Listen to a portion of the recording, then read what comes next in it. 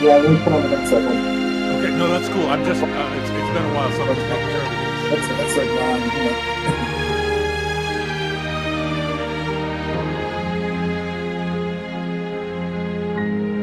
That should be much better, yes? Oh, yeah, definitely. Yep.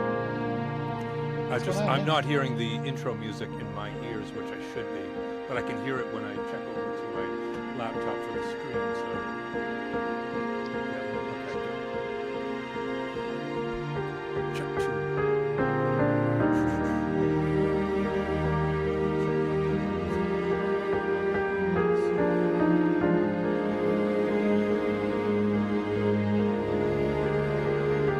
So since it's just you and I don't know if you've heard anything, but I've heard Monday or Tuesday for Iran.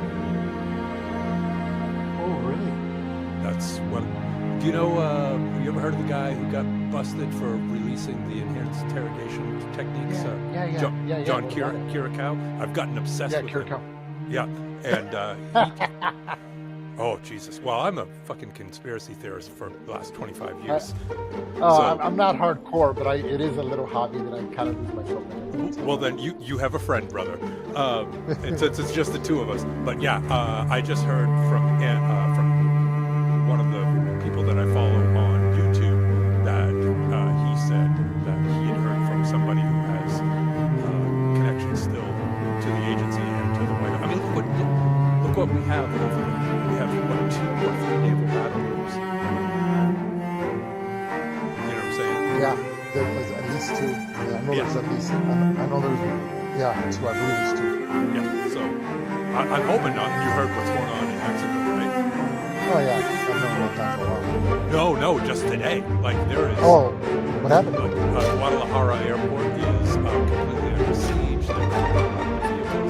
There's a...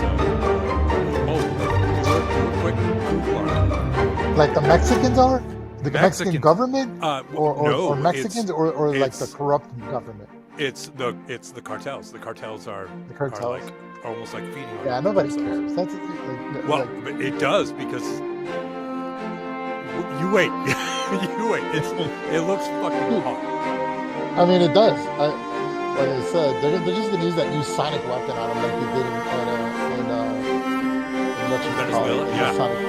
Yeah, I thought it was LRAD, the long range acoustic device, but apparently that's from what I found out that was microwave. Yeah, it's crazy. I saw a prototype of years ago at work finding out and that shit made people sick. Yeah. So, and this was 10 years ago. Imagine what the weapon was now.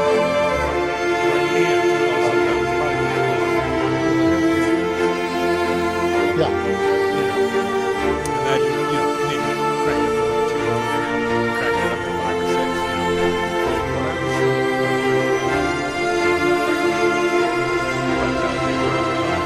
It was so disappointing.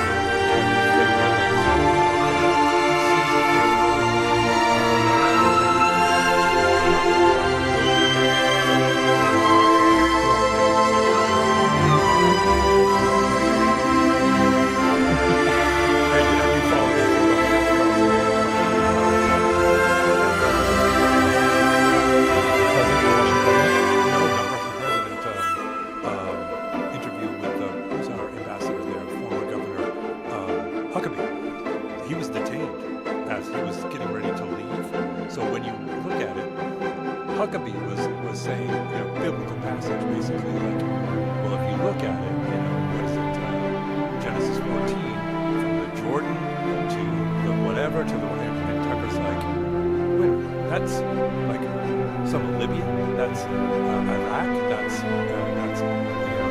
all of Israel, probably, that's like Syria, like, so you think that they have rights to claim all that land? What the fuck? Yeah, right. Whatever. We call it whatever. Just like the Panama Canal is the reason why it's the American Canal. Right. Well, and I've been thinking for years that the guns built it with our money. Well, right, but I'm thinking that the guns loaded in Israel, but it's fired from America. Yeah. And I don't know if you followed it because I unfortunately spend way too much time following the news and stuff, but I love it. Trump told Bibi, you know, he's like, we can do something, but America's in charge. That's craziness. Are you still eligible to be re-enlisted, or are you okay? I can be recalled for specialty training as long as I pass my physical. Yeah. I think I could pass it. Oh no! If they asked me, like when we were messing around with Tel Aviv stuff, when we were messing with Israel and stuff, there were rumors they were going to recall. This was shortly after that. Now, but it's possible. Like, when I was in Afghanistan, they were recalling dudes who were out of the army 10, 20 years. Right. We had some fat sergeant major who was like 55. And I'm like, what the fuck? Do you listen to any podcasts? Some. I don't listen like you mean like conspiracy theory podcasts? No, Sean Ryan. No. Oh yeah. Of course. I love me some Sean Ryan. Yeah. I got addicted to that guy. Oh my god. Yeah. So the latest thing with the human trafficking, that's crazy, right? So, well, it's still just you and I. So Minnesota, bad. Okay. The next town over from me is Lewiston, Maine, and that's the second largest. What state are you in? I'm in Maine. I'm literally in the town. Yeah, I'm literally in the town that Stephen King went to high school. My dad was a senior at Lisbon High School when he was a freshman. Next town over has I think the second largest Somali population in the country. And so if you go to Sean Ryan's whatever podcast, if you look at the one about Steve Robinson, it's ridiculous. Maine is not necessarily as infiltrated with corruption as Minnesota, but very close. Like they have like 7 to 10 facilities that get federal money, whether it's Medicaid or tax relief or whatever, in the same address. You know, they've got this whole thing where it's like non-essential vehicle assistance.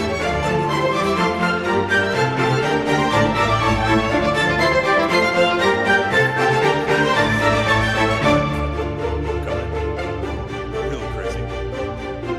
Crazy shit. So yeah, that's let me see what that is. That's Steve Robinson.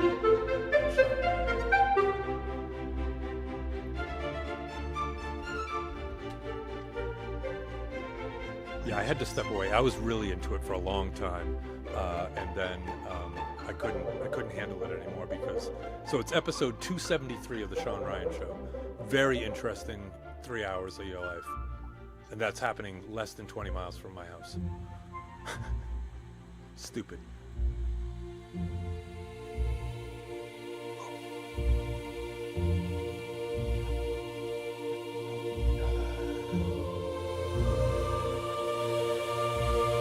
But on a lighter note, did you have to check out my idea for my heirloom lineup? I have not. What is it? I sent you a message about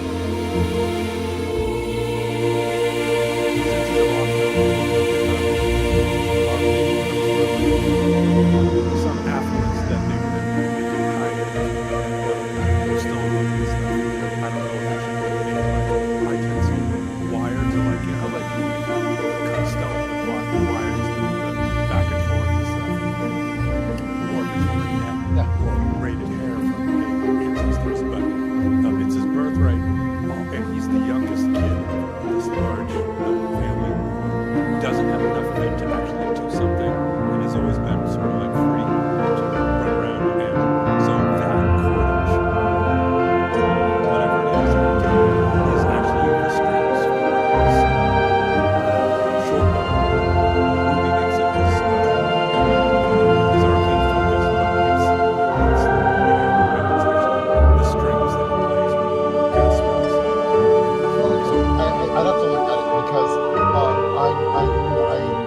want it to be a weapon.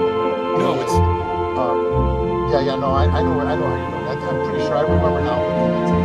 I'm pretty sure it'll be okay. I just want to look it up. I don't want to tell you yes, but no, and I'm not trying to hammer you down, but I don't see it being a problem, to be honest. Right, because it's not a weapon and it's not my arcane focus, but the string itself is, passed down, and basically I wanted to think like, what the hell do I do with this? Oh, okay, I don't, because I don't have enough to like make a net. I don't have enough to be able to, have it be a usable item. So it's just long enough to, 6 8 strings. But that's just one of the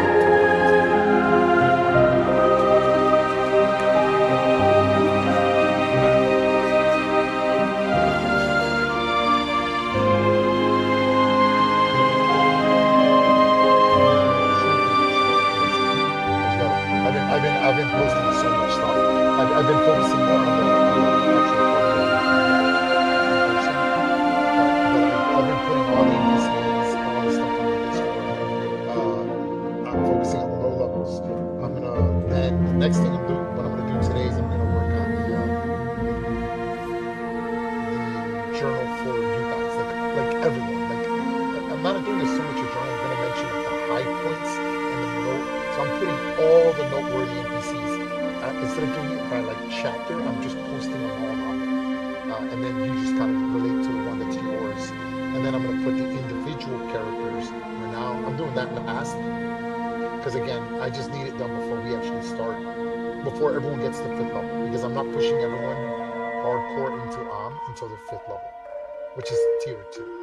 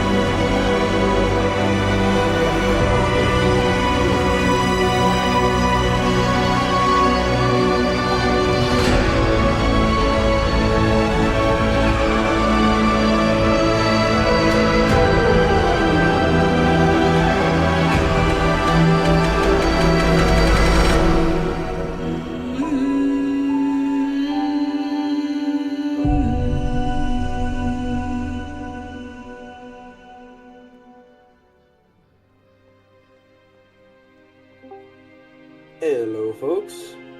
Hey, man, what's going on? Nothing much. Hanging out. Had to say goodbye to my girlfriend, so. Oh. Yeah. Hence the 12 minutes. You're good. Don't worry about it.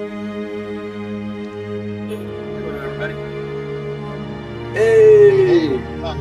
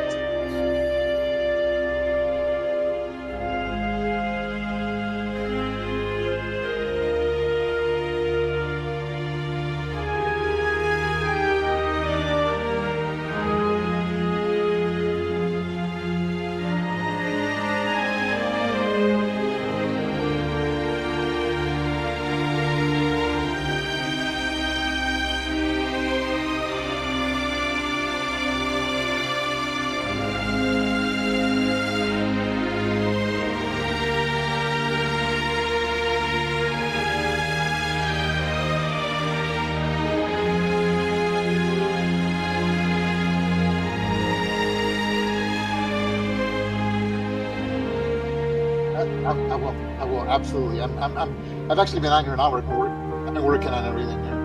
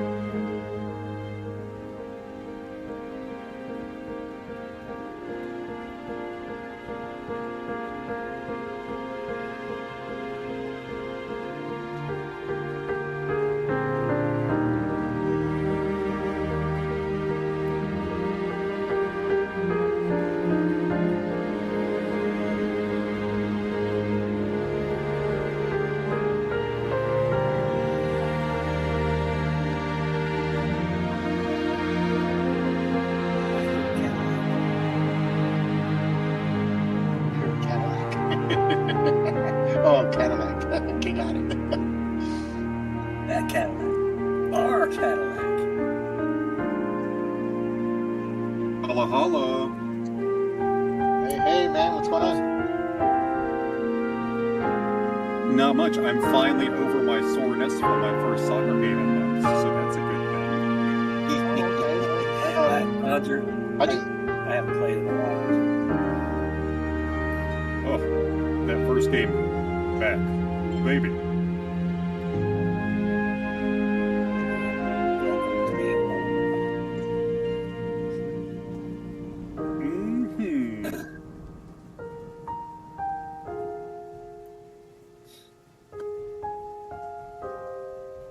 So you went and saw a soccer game, right, Ray? Yeah, I saw the opening game for the.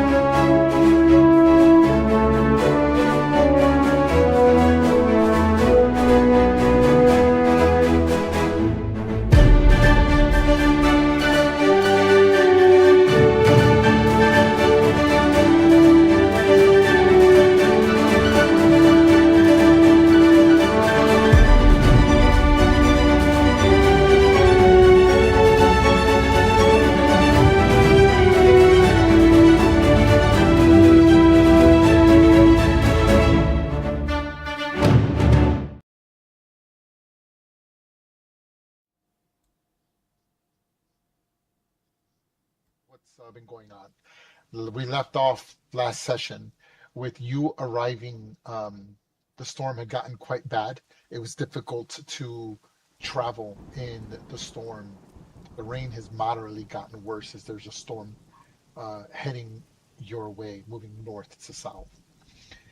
You managed to see a plume of smoke and fire in the distance, even in the rain, and came across a hamlet that was being raided by a small uh, squad, a murder squad of Red Claw hobgoblins.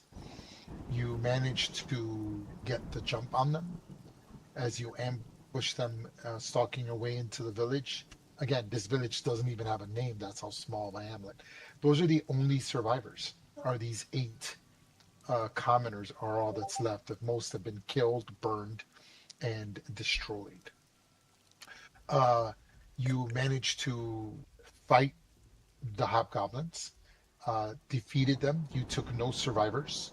You managed to kill them all, unfortunately. And that's where we're going to start the session from. This is the banner. These are the burning buildings. And we're just going to sort of role play the commoners, sort of like the results of your spoils of your victory. I've already passed out gear. It's assumed that you've already looted them, gathered the hobgoblins, I guess to the best of your ability without having to really deal with them too directly. So you got your loot, you got your experience, and we're going to start from there. Any questions before we get started You had on said where we're at and what we're doing on this map? there was 16 of 17 that survived. The only one that died was the one that I killed with Shatter. Of the hobgoblins, or are No, you talking the about who we talking about? villagers. The villagers. You said there was 8 that survived. Oh yeah, yes, There's actually double You that. correct. also murdered one chicken. Yes, yes. It's about eight total I would say it's commoners homicide, not that were outright murder. left in this small I hamlet. mean, manslaughter. Yep. So, yep. Okay. So with that being said, let's go. Push your tokens. I would assume you want to bring your tokens into the center, or slightly into the center, as you dealt with the hobgoblins. Um, you're approached by one of the many commoners, sort of the elder of the commoner. This one breaks the stereotype. He's not so much the oldest as he's the most respected, the most competent, and he's a middle-aged man in his early 40s. Clearly a folk man. Everyone here is healthy, strong.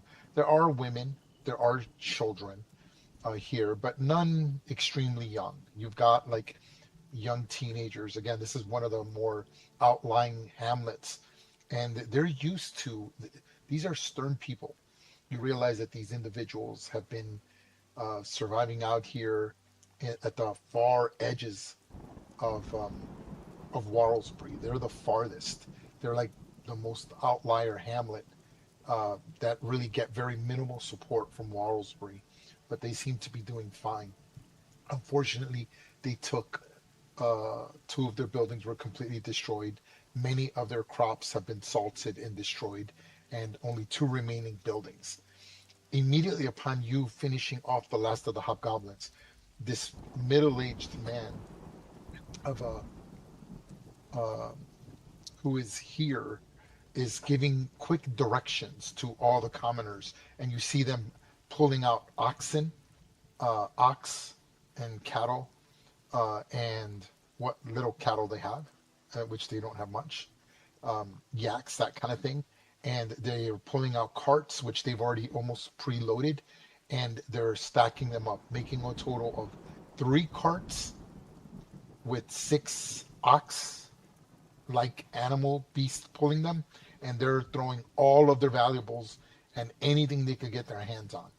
As this is happening, the Burge Master, the we'll call him the chief of the hamlet, approaches you all, who sort of wants to be speaking for the party. You can all speak, of course, but there's always someone who sort of like is the host. Who is this host going to be for all of you? Again, thunder can be heard. The rain is getting worse, and you're still a good 2 hours trek, 2 to 3 hours of rough terrain to get back to Warlesbury from where you were. And you just have an impending sense of doom that this is just the tip of the iceberg. You happened to come along this hamlet, but this is one squad of many Red Claw that have been spotted making their way through the raiding villages and harassing them. And again, this villager approaches you. His name is Dorian. Actually, no, his name is... Bartleby wants to ask them if we should try to help put out the fire of the villagers, or are they just going to abandon the whole, of the huts, or are they just going to abandon the whole place? Because So Morgan, his name is Morgan. Morgan approaches you. Again, he's a middle-aged man, beard, very typical of a folk individual. Hands made of almost leather. This is clearly a man who has worked the farms. Everyone here is actually quite fit. No one's starving. Again, resources of food and water are in abundance, but they work hard, and it's why their community works. He approaches. Again, who's going to be the host to speak first? Bartleby's want to speak, or am I going to just sort of pick some random? Bartleby's interested to try to put out the fire, so I'm gonna actually go and be like, "Can we help you put out the fires?" They look at you, and Morgan says, "No, it's a point. It's a moot point. This is just but one small squad of what we've been dealing with. We had been hearing war drums every evening for the last few nights. They finally approached. We were lucky. God bless Tamora for her luck in bringing you all here, saving our lives. We are indebted to you, and we must leave. We received a message from an adventuring party, much like yourselves, that had just arrived to the opposing hamlets on the opposite side. And they're pushing individuals just west of here to the coast, a 1 hour trek from here. Apparently, they have boarded a fishing vessel and are currently dealing with freebooters on the edge, and they're pushing rowboats to what's the word I'm looking for? To help the villagers escape, transporting us all to Warlesbury. Apparently, there is some, and he looks at the banner. Apparently, the Red Claw have been pushing themselves along the outskirts of Warlesbury in attempts of looking for something. This is not a coincidence. It's a tactical move by them all. They seem to be looking for something. What that is, we don't know. So you're going someplace where you'll be safer with stronger numbers? They look at each other. We were hoping you would escort us there. It would prove bad for you to stay in these areas. You would be overwhelmed by the earlier reports that the Red Claw were just randomly here. They're not. It's a small garrison that's pushed itself onto the island. We have a boat that's waiting that we have to. Is that boat on the west bank where they're going? Correct. Okay. Everyone? Anyone? Cadillac has been not paying attention to this conversation. She has been having a conversation under her breath with her sister, and at the same time, she has been casting Cure Wounds on her. So Pontiac can heal 16 whenever she gets a chance. And when mention is made of the taking him to the ship and escorting, she will speak up without looking at anybody besides her sister and say, "Of course, we're going to escort you to wherever you're safe." Good. As we shall. We have to move as quickly as possible.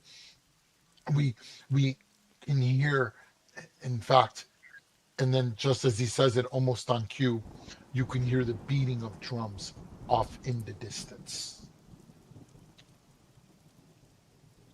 Hey, Sounds help, like help we me with got this the band. first- We're gonna take this thing, right? The first war drums reach you as a distant, ugly thudding, like a heartbeat in the hills behind.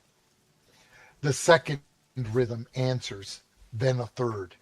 You realize the air seems to pulse with the Red Claws' advance as they're communicating with each other. 3 different squads, or perhaps platoon, of Red Claw. You notice, even in the distance, the banners, and you see arrows flying into the air signaling others that clearly they are force marching themselves, stripping themselves across the land to do the essentials. Scrubs, grass tearing, jagged outcrops being dealt with, and the sharp, salty wind stabbing at them. Their legs would burn, but they wish to advance forward. A disciplined military unit can get it done in time. You take a deep breath and realize that there is a half desperation in the air as the commoners are all in a panic, quickly loading their carts.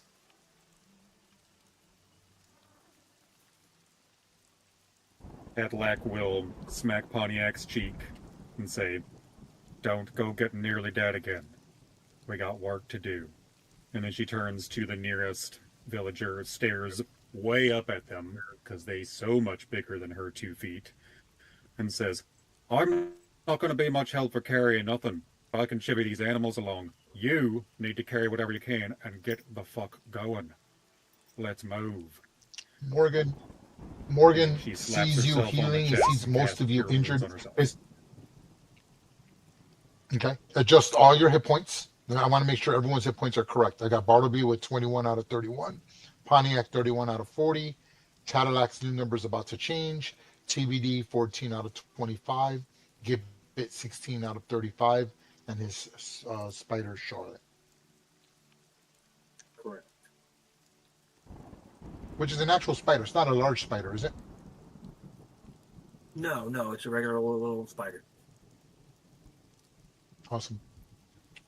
We may not be able to carry much, but we will protect you with what we can. He says, we do have an herbalist with us who survived this raid.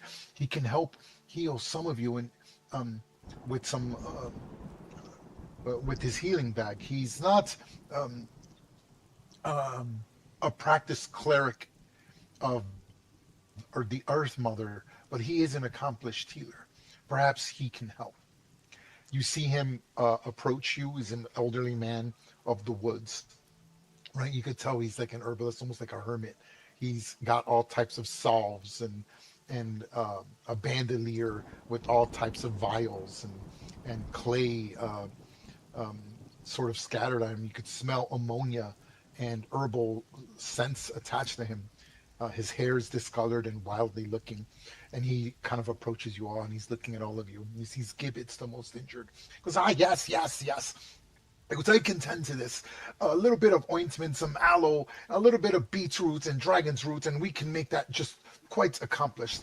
Here, here, here. Take this. And he reaches in there, and you see like a beetle squished, and he squishes it in his hand, and he rubs it up, and then he's throwing some powder in it, and he's like, and his fingers are like blackened by who knows what, and he's Gibbet, and he's running his fingers by your mouth, and he's like, here, here, taste this. It'll taste a bit foul, but I assure you, it'll heal your wounds and help with infections. Here, here. Gibbet, what do you do? It's about the time I screamed for my mommy. I'm assuming he's going to finish the job and throw whatever he has on his fingers into my mouth. Given the fact that I myself am an experienced herbalist, I have a good feeling what he's doing is not going to be harmful, but I do agree it's probably not going to taste very good either. And you recover 7 hit points. It tastes foul, though. It tastes like ass. It's just not good. You're like, oh, you cough, but it's effective. As you see it cleaning your wounds, right? Like the wounds almost stitch over themselves. And he goes, oh, you say he to goes, the I have a badger bit as well. more. Just for... He goes, of course, yes. And he comes over, he goes, come here, little fella. And even though like he's like the size of a dog, right? And like a large mastiff.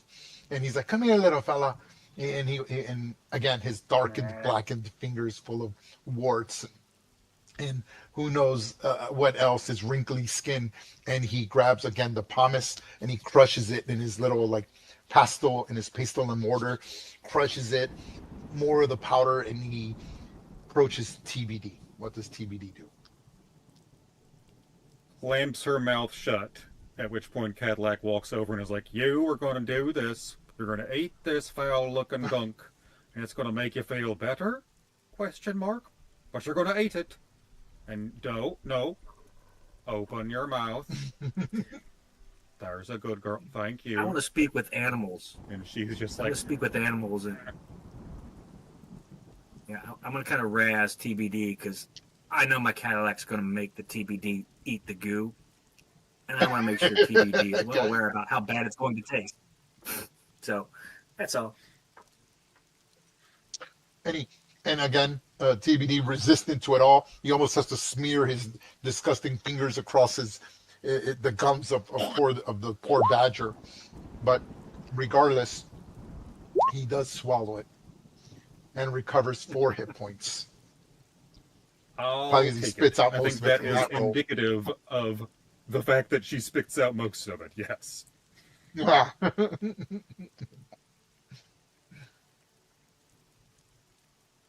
It's not that bad. And in with your speak with animals, give it, you hear TBD saying, no, it really is that bad. You have no idea, you silly halfling woman. Yes, I agree, TBD. It really is that bad. Right? It's freaking horrible. What the hoo-ha? Couldn't he have like added some stevia or something? I mean, ugh, goodness me. I mean, you could have added some dirt to it. It would have been better. Right?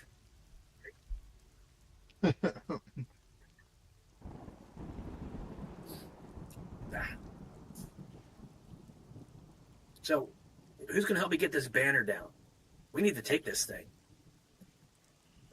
Does the herbalist seem to have enough for anyone else, or is that it? That's all he had. Okay. Gibbet, this old Pontiac, you can stand on her shoulders and get that banner. Hey, we could do that. We just pull this thing down. Might come in Just go chop it down with your big axe. Just kind of look cool too. Hey, where's Morgan? Get Morgan, come help pull this thing down for me. I'm gonna jump up at it, do my best impersonation of not being able to grab it.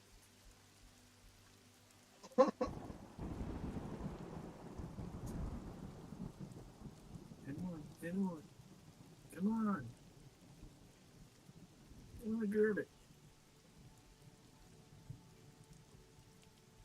Almost got it, Gibbet. Almost. Trying. Here, watch this. Yeah, see, I didn't get it. I got That two. tracks.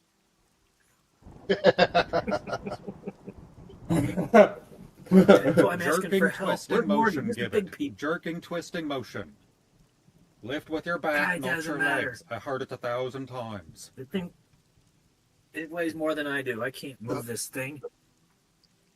The war drums get significantly louder. The movement can almost be heard in the distance through the rain and the thunder. Okay, Morgan let's says, move. "We must Let's go. go. Everybody out, people. We must go now. It's not an easy trek. We're capable men, women, and we'll put the weaker individuals onto the carts best we can. But we have to move now, which is going to push us into a group scale challenge. The goal is to keep the caravan moving fast enough so that the pursuers don't catch up to you before you reach the safety of the coast. This is a 1 hour hard forced march trek. Okay? 6 group successes must be met before 3 group failures. Hold on.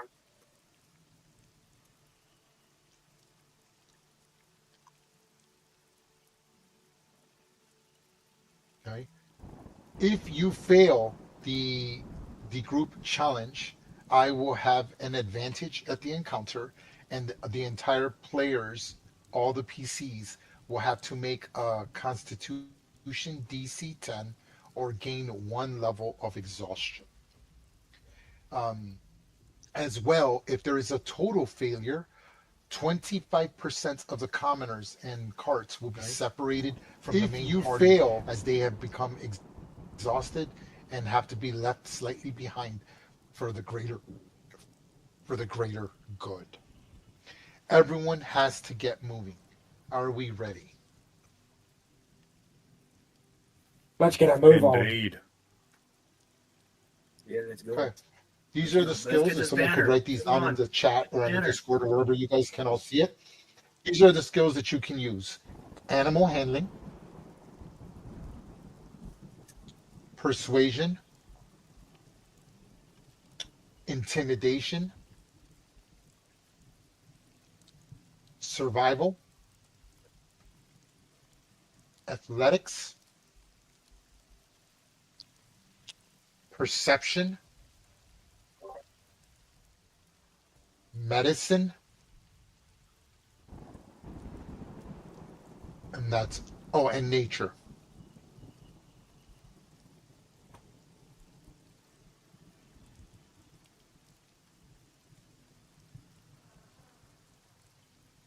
Now, there's going to be 3 legs into this. So each 2 successes gets you past 1 leg.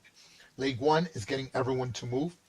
Leg 2 is dealing with the rough ground and attempting to get a shortcut. And leg 3 is fraying the nerves of the fatigue. So it's broken into 3 legs, okay? Leg 1, which will be done after we get whichever comes first, 1 failure or 2 successes. Who wants to go first? Cadillac will start she and TBD acting as a sheepdog or herding dog, will start to guide all of the loose animals, and then Cadillac will hop up on any carts that she needs to whisper into the ears of the oxen or horses, and she would like to use animal handling to try and get these beasts moving. Okay. The DC, unfortunately, they're quite frightened as the war drumming and the movement can be seen. Now, at this point, you can see not hobgoblins, you're seeing goblins in the distance, in the far distance of the ridges. So as you're kind of coming over ridges, you're seeing them. They're making no attempt to hide, right? But they know you can't reach them and they can't reach you. But they're clearly force marching forward. The DC is 13 for animal handling. Ooh. Go ahead. Would TBD get her own roll, or could she grant me advantage? She can grant you advantage. Okay. She will do this.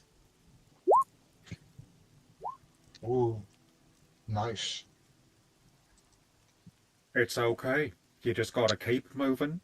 Yes, I'm talking to a freaking horse, and I know it can't understand me. Move along. You humies keep moving. You, with your skill, you clearly calm and urge the oxen and the draft animals to push forward without panicking, which allows the carts to move smoothly with no time lost. That is a success. Who is next? Gibbet's going to go ahead. Using survival, I want to scout ahead, 30, 40 yards at most, just to try to pick the easiest path through these woods, avoid any any obvious pitfalls, mud, stuff like that, falling, trees that we can't get over, that kind of stuff. Okay, go ahead. The DC for survival is 13. 13, here we go. Yeah. 23. Okay, I'm good. that's We're good. awesome. Nice. You set an efficient pace and an arrest pattern for all the weaker individuals of the commoners, and you find a sustainable but brisk pace that works for all. That pushes you into the second leg. That's 2 successes. Now you're having to deal with the rough ground. There's no road, there's no trail. You're basically dead reckoning and trying to find the most efficient path to get to the edge of the coast to your west, where the rowboats are supposed to meet you to start shipping members to the passenger ship you've arrived in. Who wants to go next?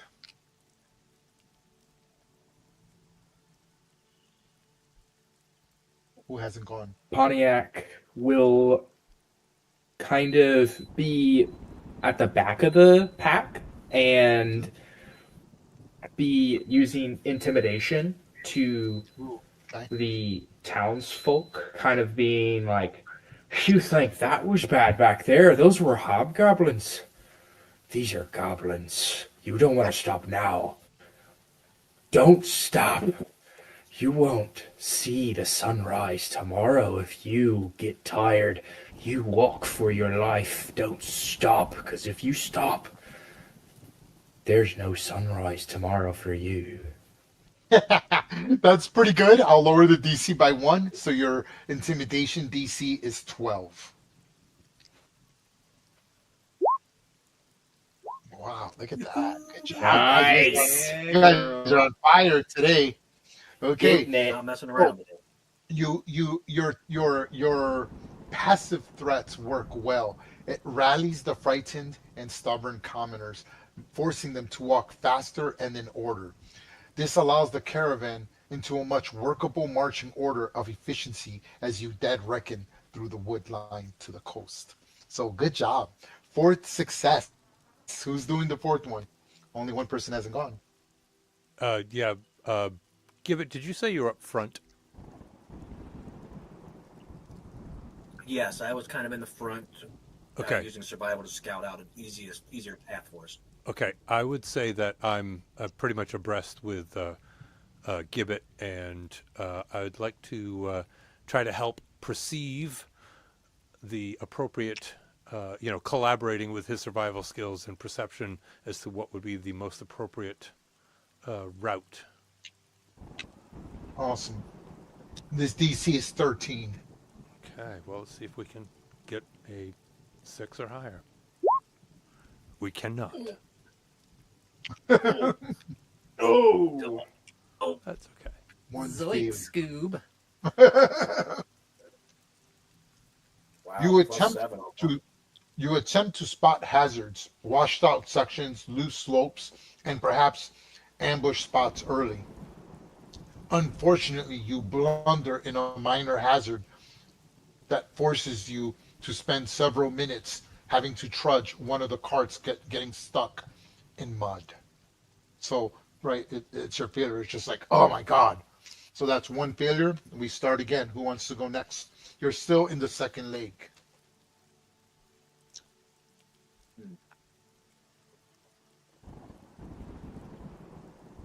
Who's next? I'm thinking.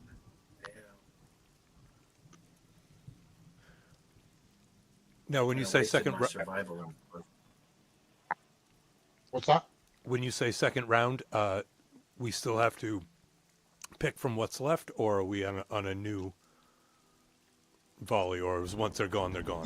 Yeah. So the ones you cannot use right now are you cannot use animal handling, intimidation, or survival. Those are the only three you cannot use. Because they were successes. Correct. Okay, so perception's still out there for someone else. Correct. Okay. Correct. I think So that Cadillac. like during go Go ahead. Cadillac, go. Nope. Go, sister. All right. Sister's motives change. I think early on she was using intimidation to kind of get these stubborn ones going, but about on the second trek or where we are, she kind of turns empathetic towards them and starts to use persuasion, kind of being like, "Come on, like you got it. Come on, just keep going. Don't stop. You've got it. Like, I know I was bossy back there, but just we gotta keep it up. Get to the coastline, and that's it. And then you can rest. You've got it. Don't want to stop now. We're already there, or we're working on it." Persuasion DC 13. Ooh, look at you, man. Oh yeah. That is Shading 4 17. successes, 1 failure. Bow wow. You do your best to rally the men and the commoners. Although you were aggressive with them before, you calm them, let them work together, inspiring them, realizing they're almost there. They can almost make it. They can see the finish line and successfully push them forward, keeping them from arguing amongst each other and slowing down the progress of the caravan. Who's next? That's 4 successes, 1 failure. Told you, sister. What was the theme of the third one again? The third one is dealing with the fraying nerves and the fatigue of the caravan. Got it. So yeah, that's what you're on now. You just finished leg 2. Now you're dealing. This is probably like the last 10, 15 minutes of the 1 hour or so, probably a little less because you failed 1 check. So you've been moving for about an hour and 20 minutes. And this is the last 20 minutes of that hour, 20, 30-minute trek. And you could really see people are freaking out. The drums, the goblins are getting even closer. You can almost hear them trudging through the woods. They're clearly double timing. They're running. You guys are trudging with the caravan and ox, but they're moving like they're sprinting. So when they get to you, they're going to be tired, right? Not you. That's what you're trying to avoid. And you're dealing with the frayed nerves and the fatigue of the caravan. What do you do? I got an Cadillac idea. will. You want to go? Go. No, go ahead, Hunter. I'll go next. Okay. Maybe I'll biff it. We'll see. So, Cadillac, upon seeing the last few miles and seeing the goblins, like, are they on either side of us up on the ridge tops? They are Or just behind on you, one actually. ridge? They cannot. Yeah, they're like on one ridge behind you as you're trekking across. Okay. They cannot get ahead of you. There's just no way they could outmaneuver you. There's no way they can get in front of you. It's just not possible. It's not physically possible, nor do they have the time or the speed to do so. This you know. Next question. Does TBD get her own turn? No. Okay.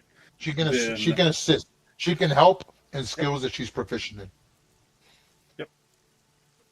And so she will be helping me then, and I will seeing that we're so close and seeing the gnomes up front pathfinding in front of us, Pontiac is going to skip back, hop on TBD, and run back towards the back and end up like waving at her sister. You're like, keep him going, keep him going. And I would like to use perception to try and find any kind of ways to slow them down on our periphery and behind us. The Ooh, cool. goblins. And so I'm looking Okay, for got it. anything that I can quickly set up as a deadfall, any other trees that TBD can help me knock down quickly. And yeah. Okay, I'd like go to ahead. use perception, please. The Thank DC you. the DC is 13. And I get advantage because of me beastie, I believe. Mhm. Love that badger. Boom. Go. That is 5 successes, 1 failure. You need 1 more. Ooh, yeah. You successfully All right. I got an idea. you successfully. Oh, give me 1 second. You successfully do your best to find a route that goblins might take. There's only so many routes, as most of them are being washed out by the rain. You're able This one, to push this one delay over, their girl. line.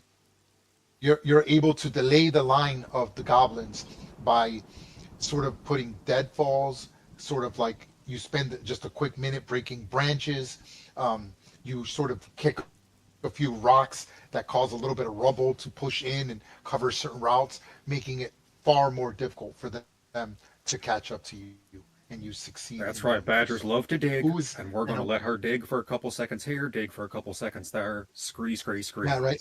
Like old trees that are about to topple over with because he's got the climbing skill. She's got the climbing skill. She can just kind of hit the root. The tree falls, blocking a road, making it difficult. And you're down to 1 more success. Who's going to finish this off? All right, I got this. Because I've been up here forging ahead. I still have this nasty taste in my mouth from that guy's fingers, or was it the salve? I don't know which one it was. But I had a great idea, and I pulled my little bottle of honey that I picked up some time ago.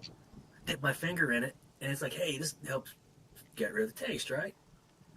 So now I'm thinking, hey, watch this. And I'm going to go back through the commoners, offer them a dab of honey, like it's some kind of a medicinal salve, because they're probably used to seeing things like that, and give it to them as a little pick-me-up boost. See if I can't use that and use my medicine skill. And it's quick Do some- calorie. That too. So I like to use medicine to pull that off. If that's all right. Okay. The DC for medicine will be 13. 13. Here we go. Get it? Oh, you kidding me? Wow. I drank it all myself. Sorry. It was too good. Natural 1. Oh, did you Natural want one. some? Oh, sorry. Natural 1 counts as 2 failures. You have failed the group challenge. Oh. Wow. Does anybody This is- have like Oh, no. inspiration that we could use to re-roll that? Is that how that works? Could we use Yes, yes, but I don't think anybody does, do they? that? I don't. I don't. So this is what happened. Shucks. Okay, it is. This is why you be a halfling. 3 failures before 6 successes. The pursuers catch up to the rear of the caravan. Many of you run. Many of them attempt to run while you flee. 1 cart is lost that is attached to the commoners, and all the PCs must make a Constitution DC 10 saving throw or start off with 1 level of exhaustion. Roll. TBD does not have to roll. There you go. Bartleby made his. That's what we Oh, needed, no. Gibbs. Pontiac made his. Everyone made it. Oh my God. Look at that. Woo! Okay, so here's the map. You're going to love this map. Calisthenics is It's part of awesome. our I put a lot of work production. into it. Look at that map. Aerobics. Oh, that's cool.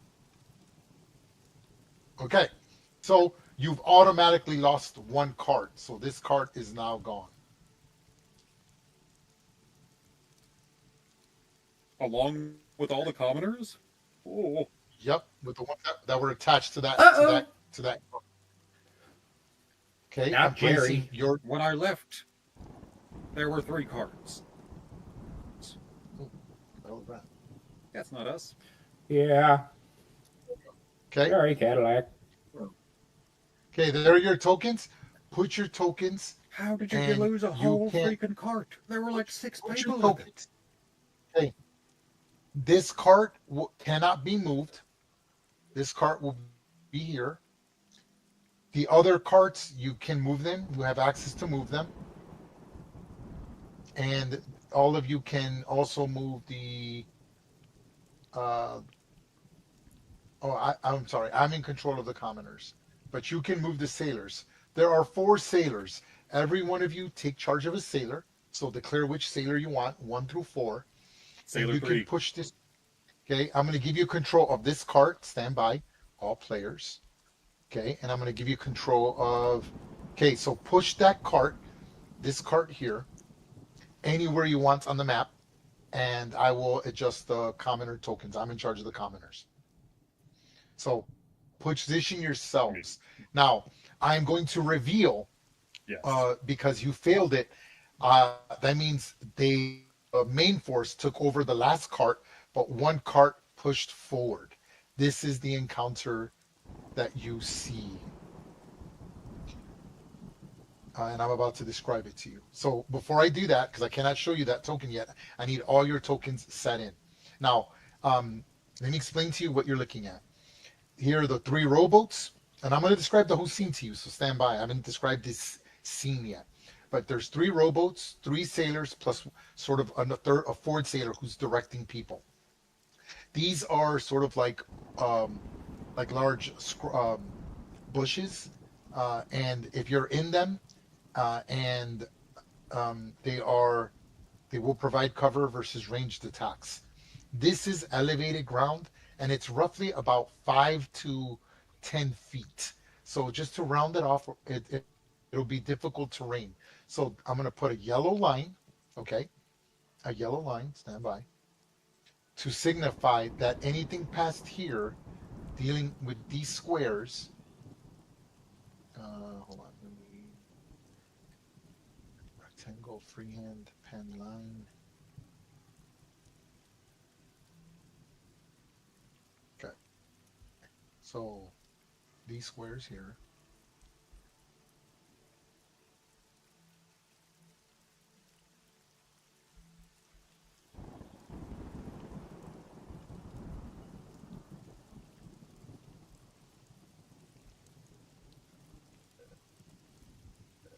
Okay, so that's considered difficult terrain.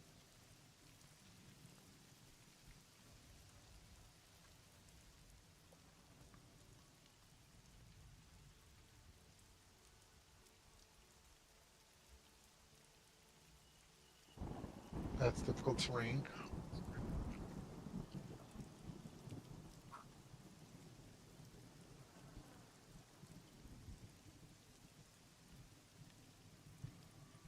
And difficult terrain. There you go. Okay. Let me just put those all on the map layer because I don't want to have to deal with them. Map layer, change layer, map, change layer, map, change layer. Okay, so adjust your token. So there's all types of cover things that you can do. If you drop prone in the cover, it will give you 3/4 cover. So if you're just standing in it, it'll give you +2 dexterity saving throws and armor class versus ranged attacks. And if you drop prone in it, it'll improve your armor class by 5 and dexterity saving throws by 5. Now, you can clearly hear something large trudging through the wood line as they caught up to you. Unfortunately, to the caravan just was too slow, and it seems to be coming from this direction. So here I'll even go as far I as distinctly remember you saying that we had clear views of these goblins, sir. Yeah, yes, in the distance, which is what I'm about to describe to you. But this is the combat map. So the ridges move in, right? It's kind of like There's ridges where you can see them at one point, and then when they clear the crest of the ridge, you can no longer see them. So they're like right behind you at this point. They're only probably a few hundred yards away from you. Now, I will tell you before I describe this encounter that every second turn, new creatures will come in. Your objective is really up to you. There's no clear set objective, but there is an experience value to every commoner. If you double click on their token, you will see each survivor is worth that much, and the sailors as well. So the sailors are worth that much. For every survivor, you will get additional experience. And again, I will describe the whole scene so you could see what I'm talking about. Okay, so there's the one card. Okay, I'm gonna push this token here, here, and then the one right here. Okay. Are we all set? I'm gonna describe the scene. I'll describe the scene, and then if you still want to move your tokens, I will allow that. Stand by as I describe the scene to you.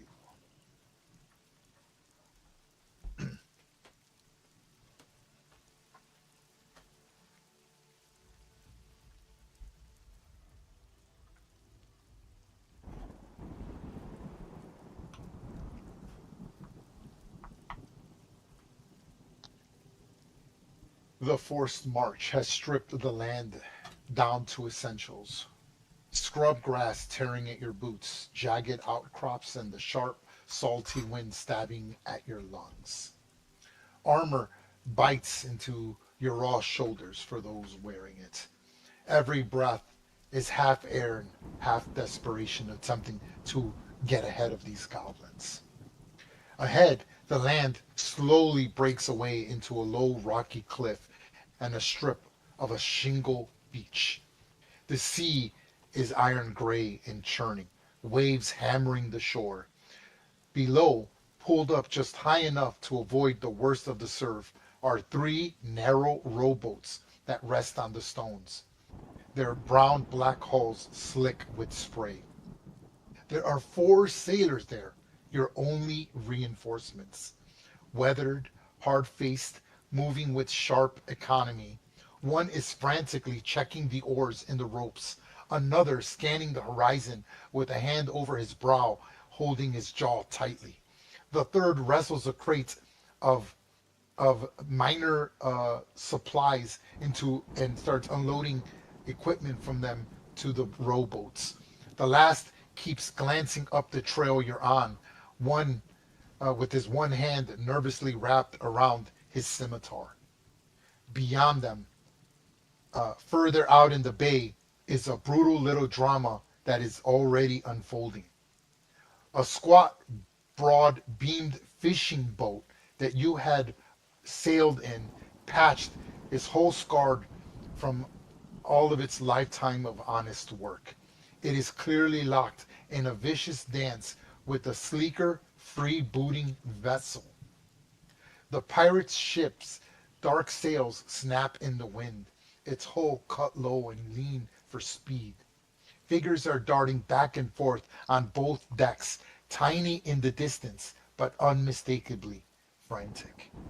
You see the flare of arrows and small ballistas taking place, the arc of burning oil pots being hurled through the air, the fishing boats slightly getting hit by one side, smoke curling lazily from its aft deck while the crew does its best to douse the flames and repel hooks biting into the rail.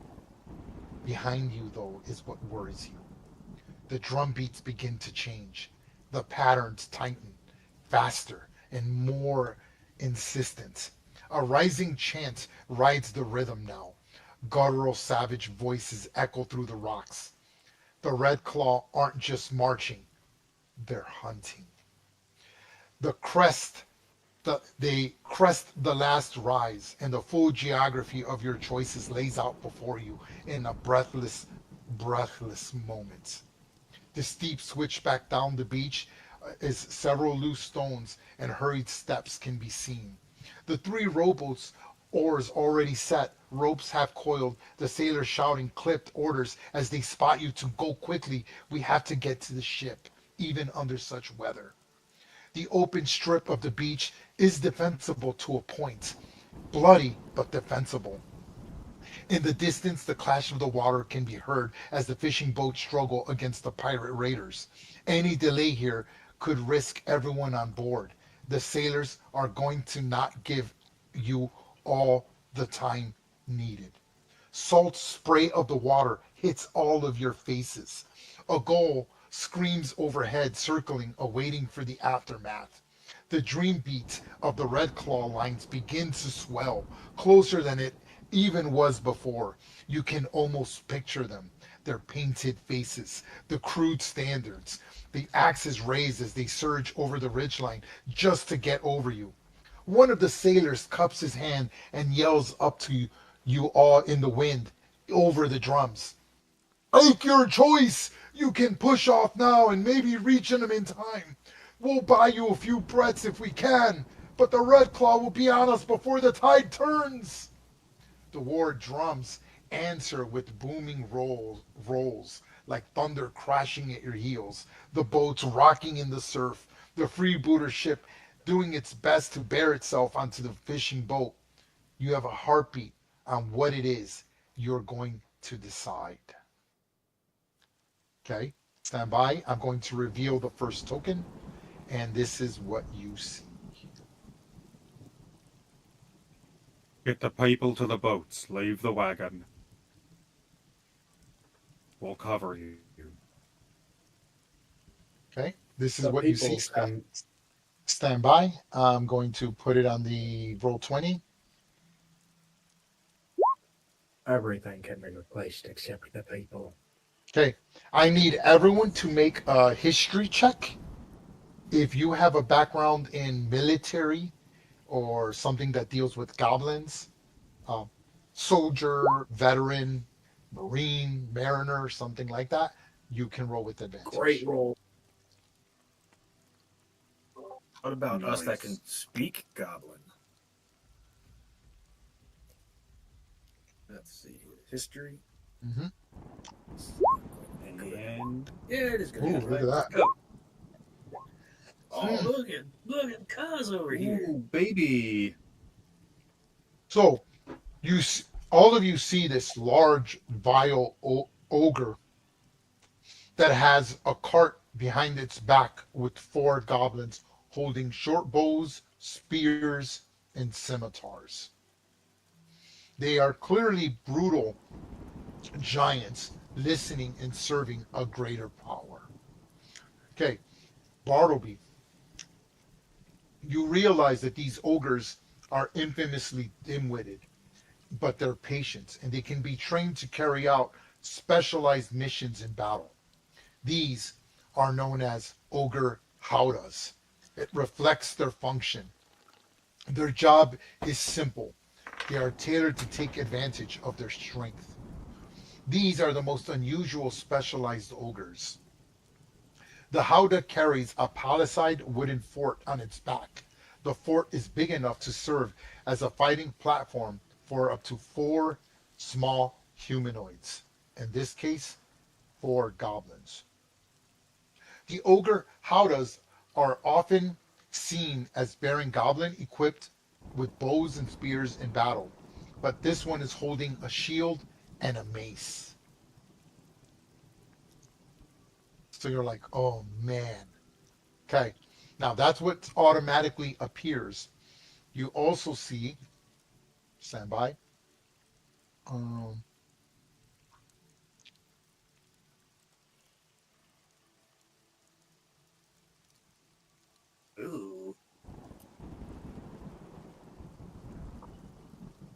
That's for losing. Papa Warg. That's for losing the Oh, That's for losing the skill Why you challenge. gotta say it like that, man? You see a goblin boss Sounds so riding accusatory. an org and clearly pushed up. Now, I am going to put a dot on the ogre. The ogre will have an exhaustion dot. Okay, so I'm going to put this sickly symbol and a 1. that shows he has 1 level of exhaustion. If I forget, please remind me that he has a level of exhaustion. This means he's at a -1. Let me make sure here I've got this correct. But I believe it's only to ability saves, saving throws, and ability checks, I believe. Let me check. I have the wrong DM screen. Awesome. I believe I'm right, but I could be wrong. Yeah, ability saves, and ability checks. Okay, so that clearly the ogre has. You see one of the goblins. They're like almost stabbing at the ogre as he's pushing forward, egging him forward, and he's exhausted. He's like drooling and spitting, and he's exhausted, which is why he starts off with 1 level of exhaustion. Okay, stand by, hold on. But I guess since he's being stabbed, he also has not all of his HP. I mean, that would make sense, right? I'll go for that. Good try. I know when I'm stabbed, I don't get all of my HP, but that's just me. Right? Yeah, if something stabs me and it hurts and I lose hit points. Exactly. It's only fair. Here we go. I had to grab the right DM. I've grabbed the wrong DM screen. I got the right one now. So 1 level of exhaustion.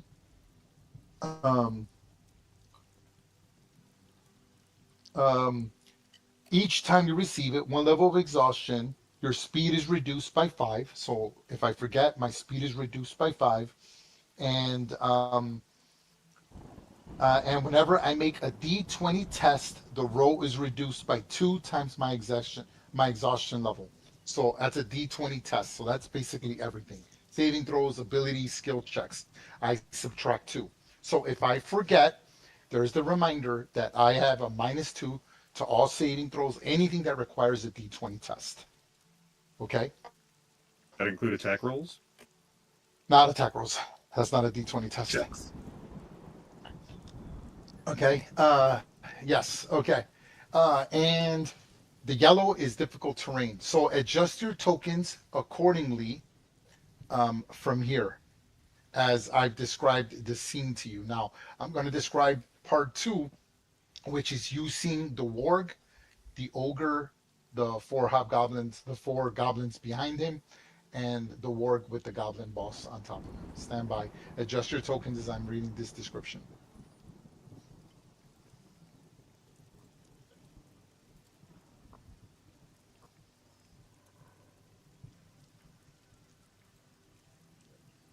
As you arrive to the sailboats with one of the leading caravans, the first sign of them is dust, low and dirty on the horizon, smeared across the glooming sky like a bruise. Then the noise follows, the slaps of bare feet and crude boots, high-pitched yips and trills of arguments, a jangle of mismatched armor moving at a pace it was never meant to do.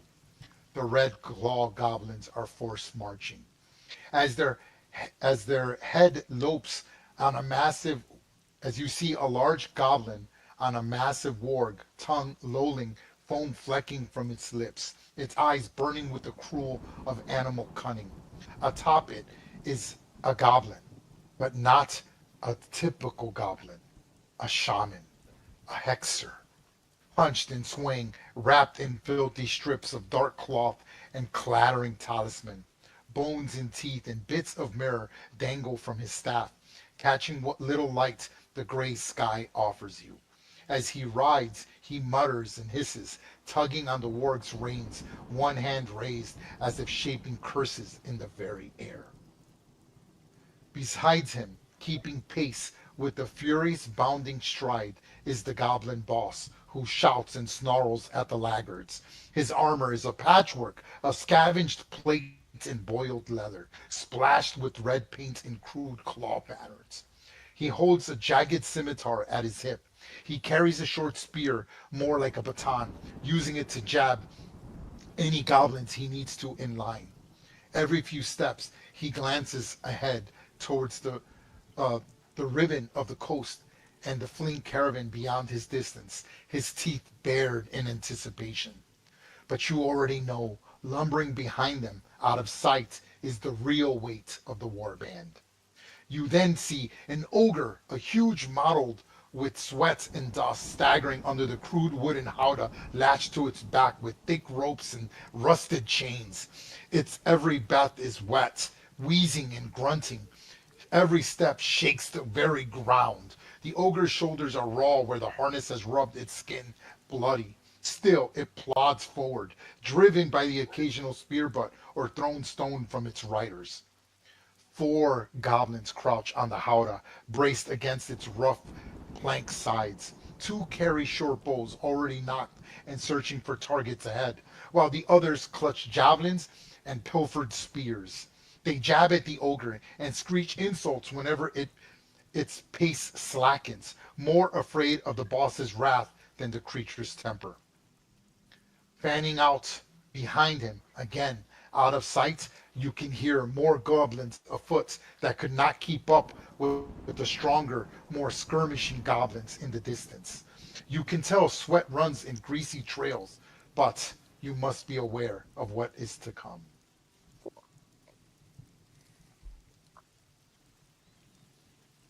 Sister, isn't it that ward with the goblin on top that we were trekking for a while? Different warg. It's kind of racist for you to Oh. think they all look the same, but you can tell that, like, that one has some mottling on the left ear that the other one did not. Did we kill that other ward, or? No, No, that one was still alive Oh. with that sexy plant lady.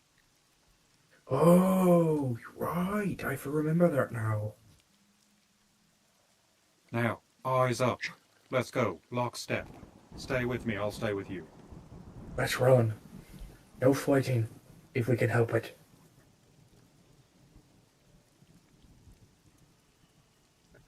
We've all got these commoners to take care of.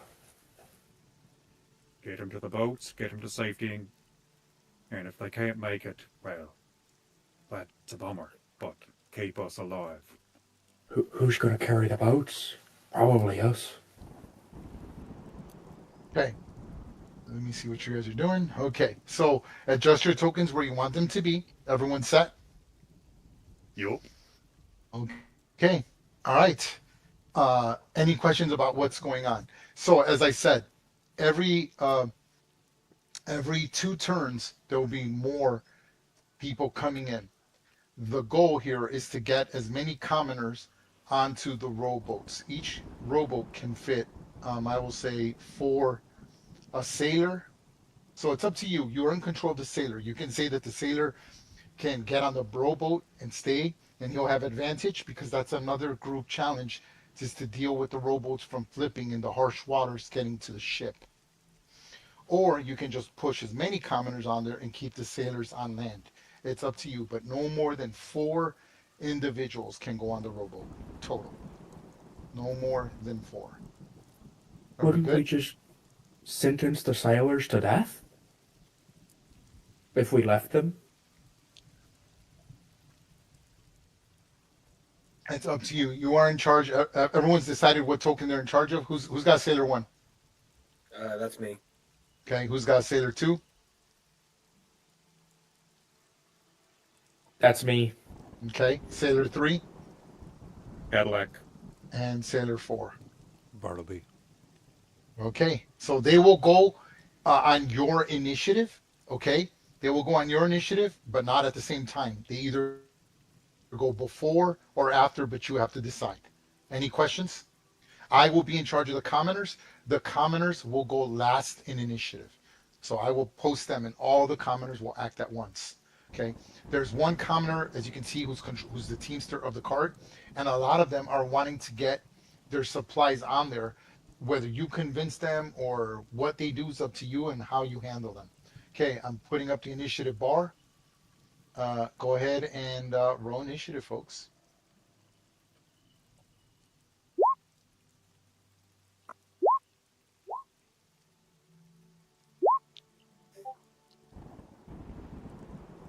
Hold on.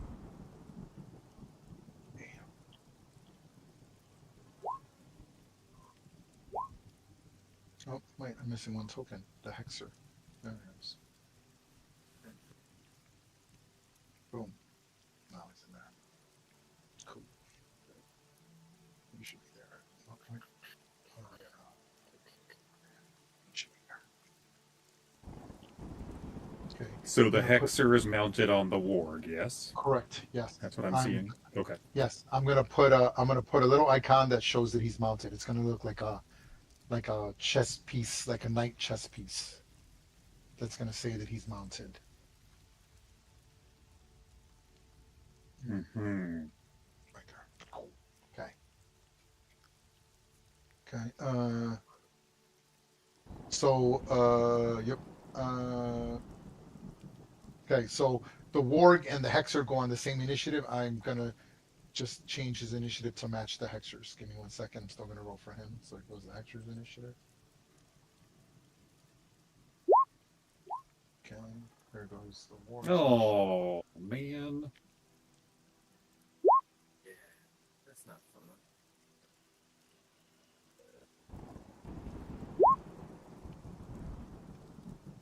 Okay, well, at least that's something. Okay. Oh boy. Okay, hold on. Boom. Sending. Okay, hold on. I got to put the commoners because they're all going to go on the same initiative. Think a commoner might get eaten. Nope.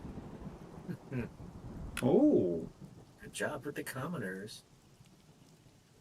I mean, I know you said they were going to go at the end of the turn, but if No, Fate wants them to have a 20. Yes, I agree. I agree with you 100%.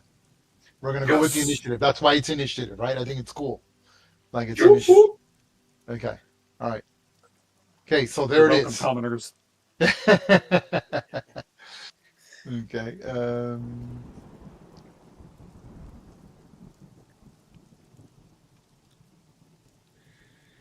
Okay. So the commoners go first. So upon seeing everything, and they see the ogre exhausted, busting through the brush, and they see the warg, right, the two fastest creatures, with the goblin hexer and the goblin boss. Okay, I'm sorry. The goblin boss also has an exhaustion level. I'm sorry. I need to put an exhaustion level. Glad you remembered. It's quite all right since you remembered. Boom. There you go. Okay. With that being said, the commoners are freaking out. So the commoner pushes the cart forward. 5, 10, 15, 20, 25, 30. He's going to dash it. There. So he is there. The other ones can only go. Could they have been hanging Yeah. on to the sides? That's a good point. Well, they can dash anyway, so it's all good. So we're going to put them right there. Okay, so that's where they are at. Okay, the other commoners, commoner 1 starts unloading stuff. Commoner 2 gets off, helps unload.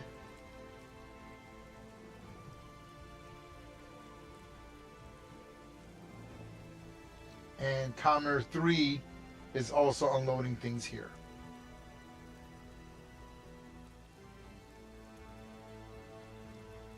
Okay, that ends their turn.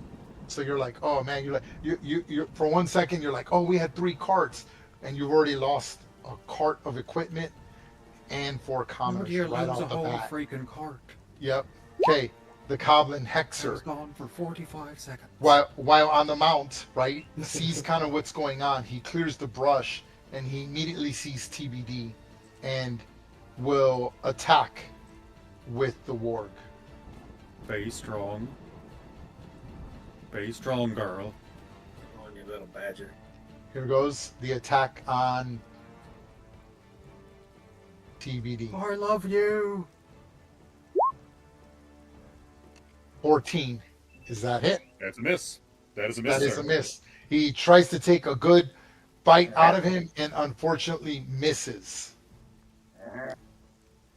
The hobgoblin hexer will attempt to hit him with his hex stick. Here goes, hitting TBD. This is at advantage because he is mounted. 12. Both Misses. You just see that this staff has like a dark, whirling, necrotic energy of psionic energy around it. It would.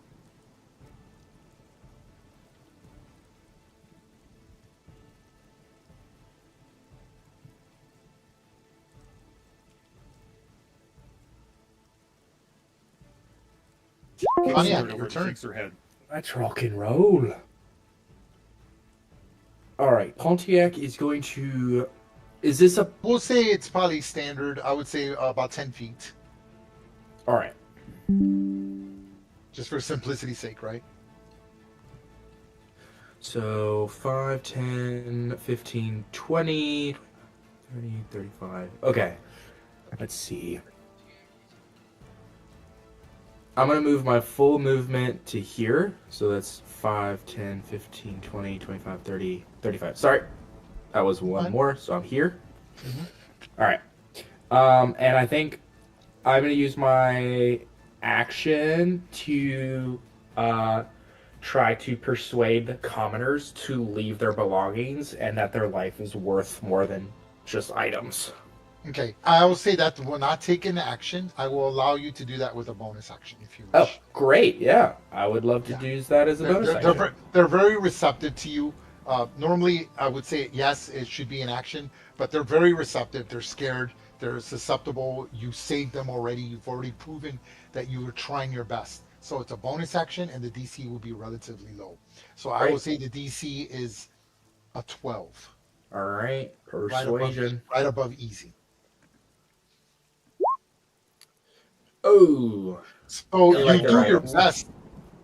What does it sound like? How do you convince them? What are you just telling me, and I'm making it up, or is there something you want to say specifically? Folks, your lives are worth more than your mere belongings. Get onto the boats. Go. Your lives are worth way more than anything. Heirlooms, your grandmother's necklace, whatever it is, it's not worth your life. Unless it's a really sweet necklace. No, we've worked our lives for this. We have to. We have time. It's only but a few goblins. You can handle them. You took on an entire warband of hobgoblins. Surely we have time. We can see the ship in the distance. It's overtaking the freebooters. There's time. We can get to our things. Without it, we have nothing. And they sort of ignore you in their panic of unloading things. Okay, you still have an action, and I believe that's all you got. Let's see. All right, I'm going to use my action to take out my short bow and shoot, I believe. Let's see here. Oh, yeah. Well within the range. 80 feet for short bow. Who are you hitting? I'm going to try to hit the goblin hexer. Okay, so again, he's on elevated terrain, right? That's why those are squares. So his armor class is improved by 2. You can see him, but it's a little harder. You have to almost volley the shot, right? Okay. Would Because the you know ward what? be bigger? They would be the same. Okay, all right. Who do you want to target? Let's go for the goblin. Okay, go ahead. So my armor class is Alrighty. improved by 2. Go ahead and make your attack. That's pretty cool, though. It's a cool encounter. Bam. 12, unfortunately, is just not enough. You volley the arrow over, and he sees it in the goblin hexer, right, in the distance, sees this short arrow, this chief arrow volley in, and he just harnesses clearly he has very good control of the warg, and just misses it, and sticks next to it, missing it. Anything else? Fine. I'll get you. And that's it. Bartleby. I steady myself up against the wagon wheel, and I take out my bow, volley a shot at the hexer.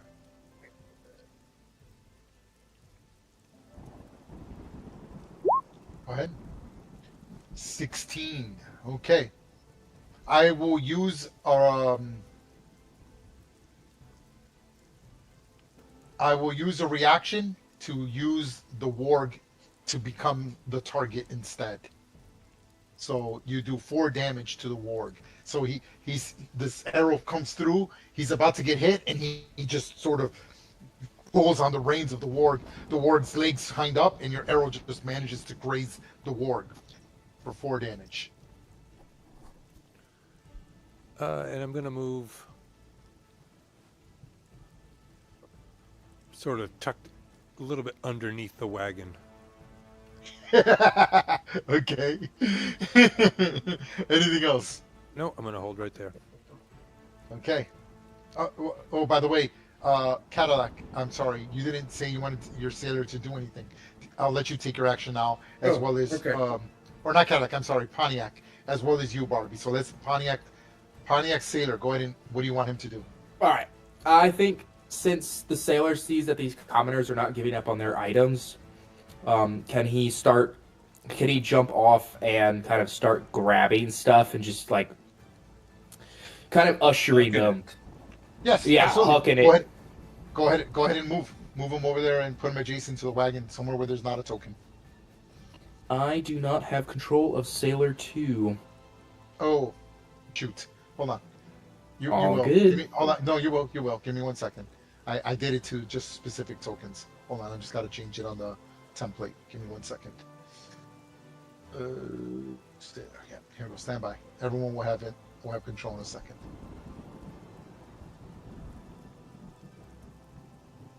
There you go. You now have control of the sailors.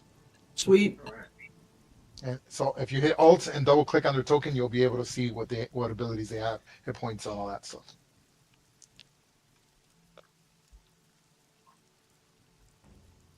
Okay, so you're kind of like unloading things and making it easier because it's going to take 2 to 3 turns to unload that stuff. So unloading would be like an underterm. He's chucking, like he's grabbing their stuff. Yeah, just like, get in there. And throwing it. He's just chucking cool. it. All right, that's cool. Hope they didn't bring their china. All right. Yeah, exactly. Now, Bartleby, your sailor. What's your sailor doing? Does he have any weapons? Yeah, if you alt double click on his token, you can see what weapons he has. Oh, I just tried that and I couldn't do it. Oh, no. Okay.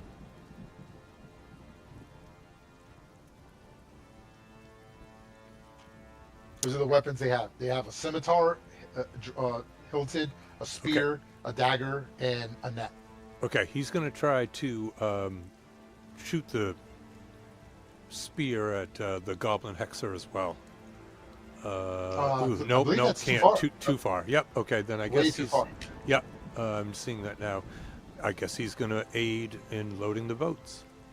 Go ahead, move your sailor.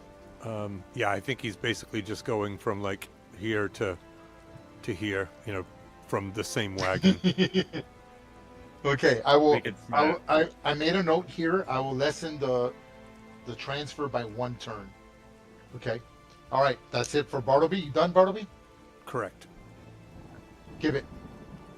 Right, here we go. Wicked smack. Sailor number 1 is going to move there and once again assist rowing the things, pulling the wagon, whatever he can do on his turn to get that thing closer to the boat. Okay. I myself, I'm going to run up to... They are not unloading anything. They dashed. So this wagon here is not unloading anything. That thing is almost stampeding over people. That hasn't even stopped yet. It's that dash this turn. They're not unloading. That thing took off 60. They pushed that oxen at maximum distance, which is 40 feet basically. All right. Well, Sailor's going to move 5 feet then and stay right there. Okay, cool. Cheering him All right. on. And what's Gibbet going to do? Over here. All right, Gibbet is going to run up to the palm tree, to the bush. Mm-hmm. He is going to lay prone. Get my +5 AC. Yep. And I want to ready my action, my casting of spike growth. You don't have to tell me. You just have to say I want to ready my magic action. That's all you have to say. Right on. I want to. That's what you want to do. magic. Okay, so by rules, just so you know, you are concentrating. You understand that. If for some reason you get hit before your trigger, what's your trigger?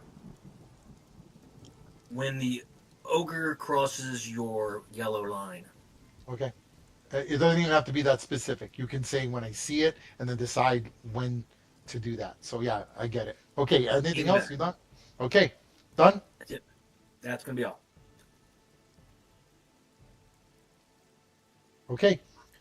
The ogre Howdah, exhausted, pushes forward. It's my movements.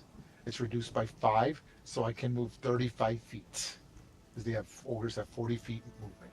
So I can move 35. In fact, let me change that movement to 35. So that bar. So I don't forget. I know. Now it's set at 35. Okay. And he pushes here. 5. Let me know when you want to activate. 10, 15, 20. Now. That's okay, right? So right there. That used 35 feet of movement right there because it's difficult terrain. It slopes down. Okay, you're going to do your spike growth right there? Yes. Okay, let me give you the spike growth. Ooh, wrong button. Mm-hmm. Delicious. Gotta slow down the big guy. Stand by. I'm gonna put it to its That's proper. too small. Oh yeah, give me 1 second. You're gonna see it get huge in a second. I need a big spike growth. Big.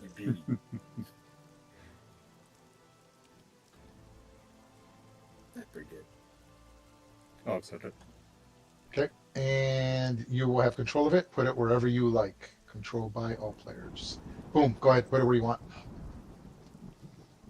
Let's see, we'll go right. About there. That's where you want it. Yep, we'll go right Okay, there. I'm going to put it on the map layer.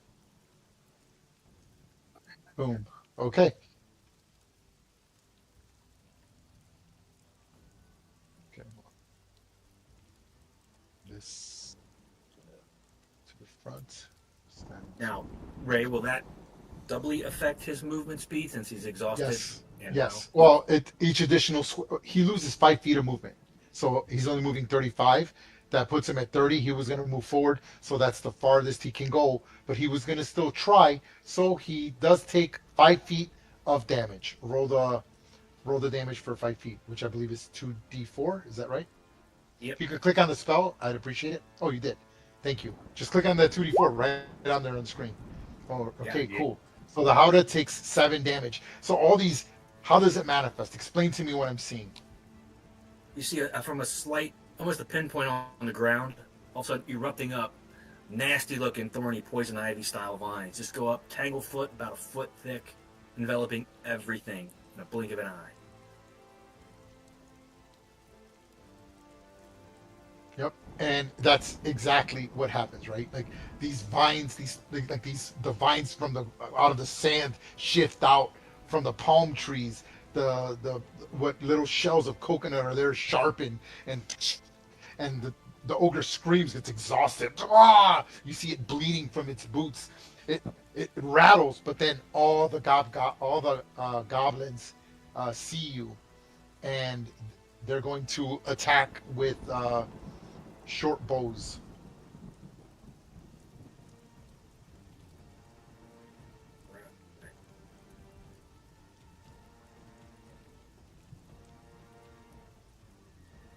Give it. Yep. I believe so. Yep. Give me one.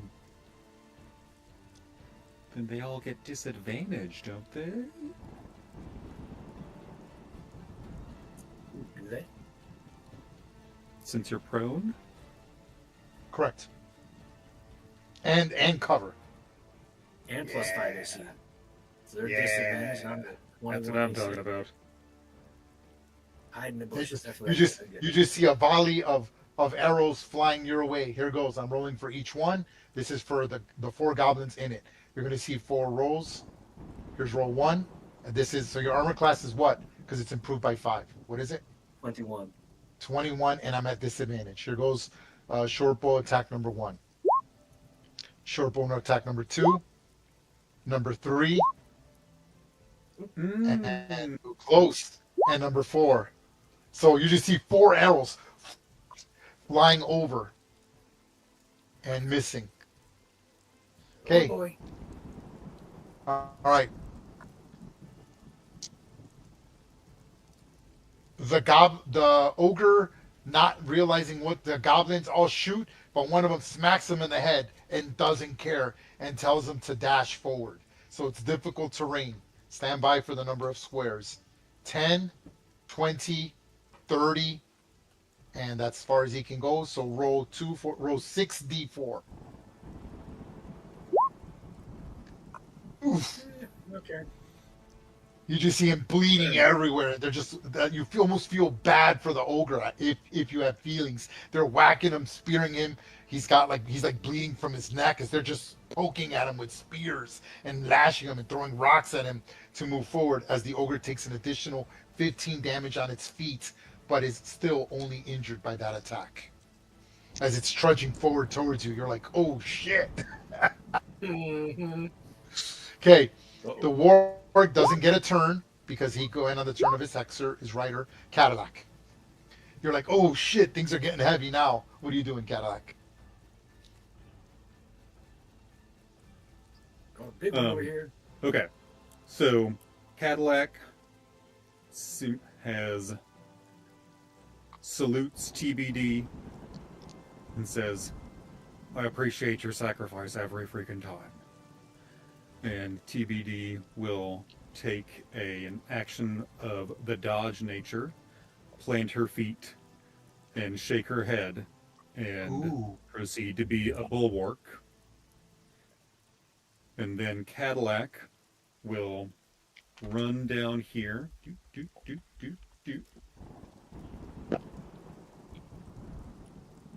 And she will jam her shield into the sand on the way down here. She was loosening her short bow, and she jams her shield into the sand, rests her short bow on top of her shield, and would like to fire a single light crossbow shot. Did I say short bow? I meant to say light crossbow. Light crossbow at the Ogre Howdah. Please and thank you. That's a clear shot. Go. Yes, sir. This is cool. This is quick. I think this is a quick counter. Go ahead. Just gotta keep him slowed down. Ooh, yes, please. Solid, dude. Where's that nice bolt hit for a walloping 15 damage? Which, by the way, Bloodies my ogre. Nice. She's aiming for the legs because her goal is to just slow them down. Okay, yep. And so she gets them right in the meat of the thigh. You reduce it by 5 or 10 feet. I believe it's 10, sir. I believe it is 10. Okay. 10 feet, yes. I'm adjusting my movement to 25 so I know for next turn. Because I have a speed marker. Okay, cool. So your bolts, you aim and you hit it right by its knee. The ogre actually almost topples down. It actually takes a knee, bleeding all over its legs from the thorns when its knee hits the ground. It's just screaming, and it just wants to get out of the thorn, and it's obsessed with crushing that gnome that's causing it so much pain. All the goblins are like screaming at it to go forward. They're just using it for what it is, a vessel of transportation. Anything else? I believe. Don't forget your sailor either. Sir. Don't forget your sailor. Oh, for my sailor, the sailor is going to begin the hucking as well. Okay. Yep. So wherever you can fit. Right. Proceed with the hucking. Okay. So you're like, very cool. Okay.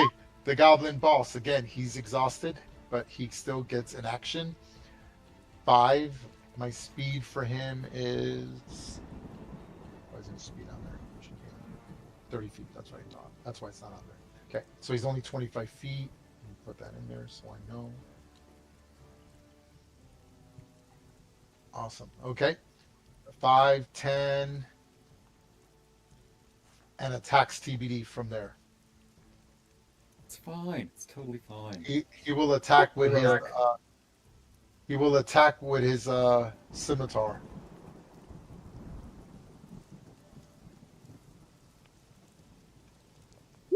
Stay strong, baby girl. And then Beautiful. and misses with a 9. He had 2 for flanking. So again, TBD's just like holding off a warg, a goblin hexer, and a goblin boss, which is like just like a larger goblin with like hide armor, scimitar. It seems very reactive and seems to work in synchronicity with the warg, right? And you're like, holy crap, TBD's just getting these flail of attacks, but he avoids them. Top of turn 2. Okay, the commoners, they continue pushing the cart forward. Stops there. He gets off, unloads. This one had hardly stuff, and he takes position on 4 right there. And the second one takes his stuff, Rhodes on top, and he's just a bit slow. Okay, so you've got 2 that already, because you're chucking things in there, and they're like kind of getting on the boat there with their stuff, holding their bags. I mean, cattle are worth a lot, but they're not concerned with the oxen. That ends their turn. The Goblin Hexer, okay, sees TBD.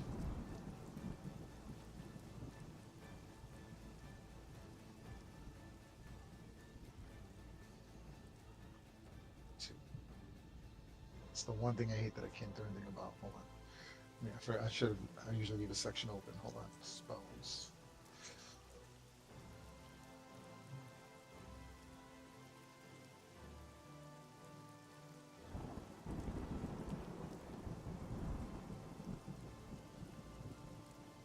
Only can I do that too? 60 feet, 20-foot cube. Okay, awesome. Okay, the Hexer is going to cast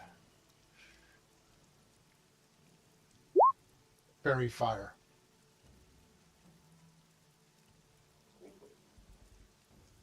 And a 20-foot cube. So I'm going to get Cadillac, Pontiac, Charlotte, and Sailor 2. I need you all to make dexterity saving throws. DC is, stand by, I believe it's 13. I go to 17. Yep, the DC is 13. So Pontiac made it. Cadillac. Come on, sister. 9. So I'm going to put the Fairy Fire thing. I'm going to put a yellow dot that lets us know that you are under Fairy Fire. Okay, and for Charlotte. Charlotte's saving throw is your saving throw with it. Whatever your saving throw is. Mine? Yeah. Oh, okay. It's a fucking there. I think it's about the same anyway. Did you roll Cadillac? Good.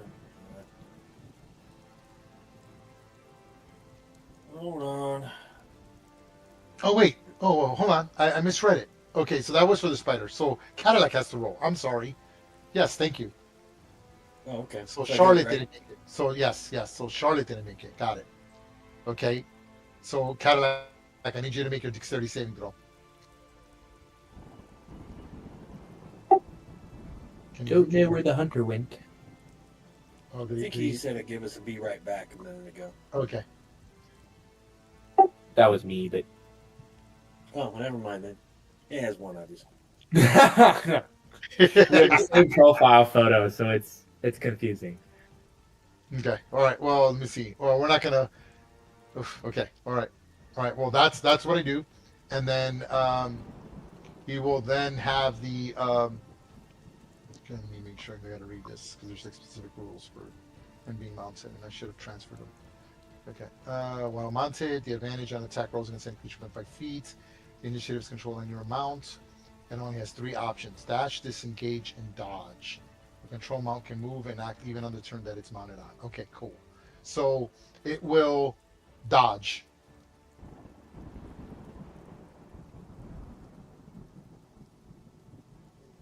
And can still move.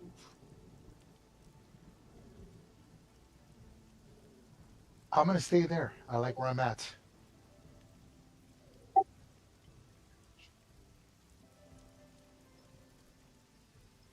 Hunter, you there yet? Yes. Oh, Return it. yes. I need you to make a dexterity saving throw. He tried casting fairy fire. Okay. The Do I get hobgoblin. advantage? Since I'm You bothering? You do not, unfortunately. Sorry. That's okay. You don't have to apologize for all the rules of the games, my buddy. 14. Gosh, everyone made it but the stupid familiar. So you just see the hobgoblin hexer like raises its staff. You see, I imagine it's not like fairy fire. It to me, it's more like glitter, and it just streams out. But most of you are able to sort of like put your shields, because you both have shields, right? Indeed. Yes, and you manage to put Yes. your shield, so all this glitter just sort of hits the shield, and then you're able, like in the Spartan movie when they grab their weapon to break the arrows, you just gotta scrape that glitter off before the magic takes effect, and you just see Charlotte glowing in the dark, and all this light, which isn't important because right now it's not an issue. I'll do you one better, Ray.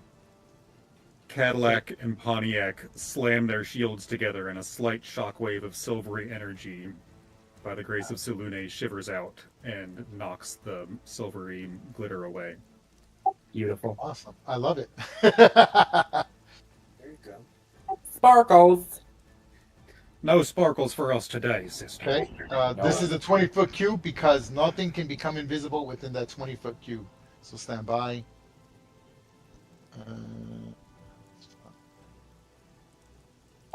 Pontiac definitely has the invisible spell.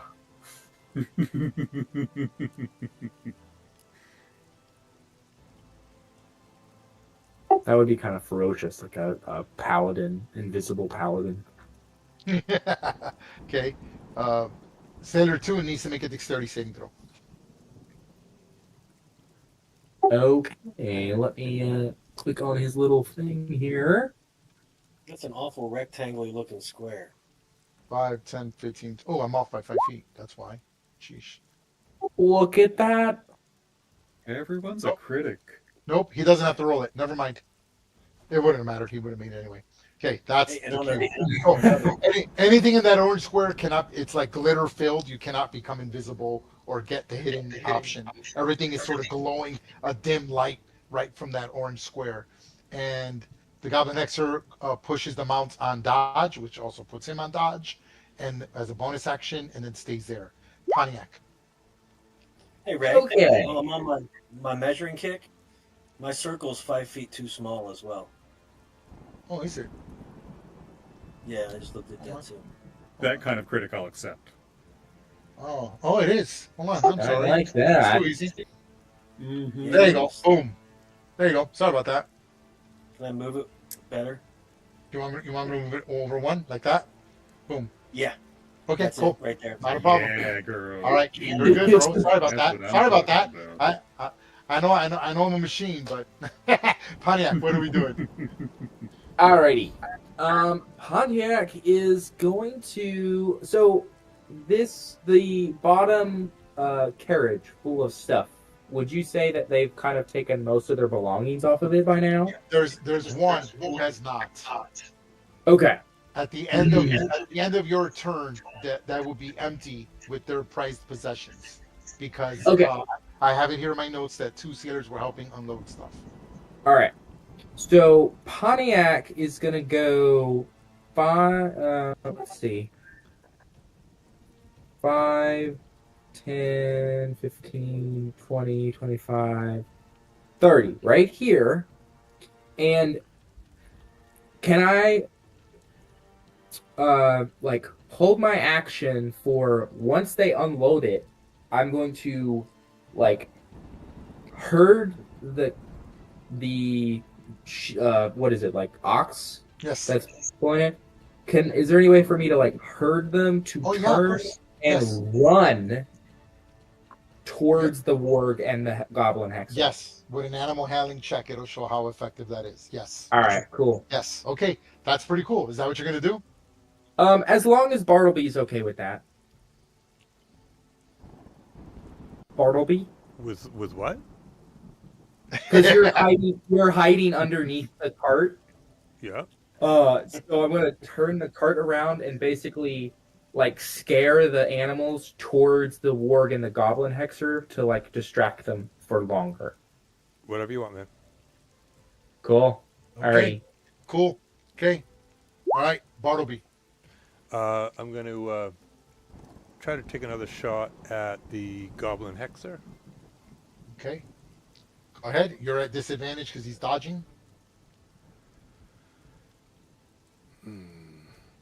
And its armor class is improved by 2 from where you're at as well. Actually, actually, I think I'm going to go after the... Let me just measure real quick. Yogurt. Yeah, I think I'm going to go after the ogre because there's going to be more coming. in just Wow, a this looks so second. cool. I don't know. This looks cool. I have like a huge monitor and it looks so good. It looks cool. This is a cool encounter. All right, good. I like the Alright. rain effect a lot. Yeah, it looks cool with the Miss, rain and so- the thunder and the music in the background. It's cool. Oh, Okay, so 10. Bartleby exposes himself slightly, takes a shot between the sailor and the cart, and the arrow misses. And you just see this arrow go past Charlotte, overhead Charlotte, Gibbet, and misses the ogre, and sort of hits the palm tree. Think right above your head, Gibbet. oof, yep. Okay, I'm down. that's your action. You still got a I'm move going and to a move. bonus, Bartleby. I'm going to move up here next to the other one. Actually, probably over here for right now. Mhm. That's it. Done? And then What's your Sailor sailor- 4 What's your sailor gonna do? is just going to keep moving equipment or possessions because he doesn't have any. Okay. Okay, there's nothing more on the thing. The Sailor 3 took care of that, as well as the commoner, and he's Okay, just Sailor waiting for 4 his next Sailor turn 4 is going to get on the boat to then. Okay, to operate it. Okay, got it. And so that means he can move there, and his action is to send the boat off as soon as the 4th person gets on there. Is that what you want to do? Sure. Okay, awesome. Okay, done with Bartleby. Are you done, Bartleby?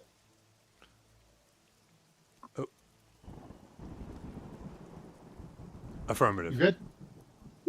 Okay, Gibbet. You see this ogre's not stopping. Yeah, I gotta get out of the way.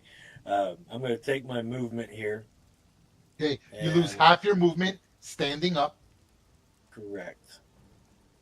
So I will get here to the back of the cart.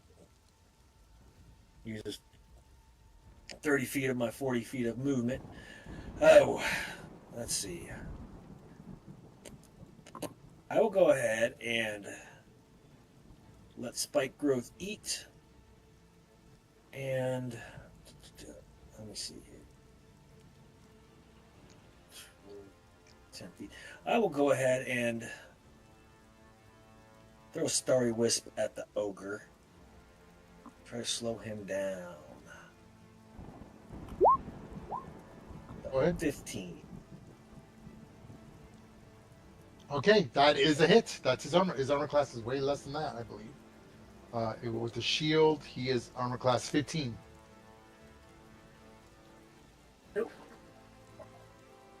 And 4 damage. And okay, so the dim doesn't matter, and he can't turn invisible. Got it. So he takes 4 damage. This critically injures the ogre. So your Starry Wisp, this little astral projection that you form in your hand, you shoot it out, and this little like flying, like shooting star just skins him, but enough to injure it. All these cuts, it's severely just bleeding. Its grotesque large feet are just bleeding nonstop, leaving a trail of blood across the entire edge of the elevation, moving down to the palm tree. Anything else, give it. I will use a bonus action, cast Healing Word upon myself, Okay. just to prepare for the worst. Go ahead. That's a bonus Oh, action. You 9, can there do we that. go. Not bad, not bad. That's pretty good. Okay, yep, adjust the damage on the token. Yep, I got it. The ogre's speed this turn is 25 feet. I got it marked. I love that you can put notes on the tokens now with the pins. It's great. So would my Okay, you done, Gibbet? holded action? All right, sorry, go on. Yeah, no, yeah. Hold on. Let me finish. We'll give it first. Give it. You done? Yes, I am finished. You're sailor. He is going to help unload the cart We're mucking and chucking whatever we can onto Yep. that boat. I'm reducing that by 1 turn. Okay. Okay. That's it. Okay. That is all. Now go ahead. You wanted to ask me something, Panic? So now the thing is now empty. Do you wish to activate your reaction now? Yes. Okay. I understand what you want to do. You're wanting it. Correct me if I'm wrong. I'm gonna put the ruler.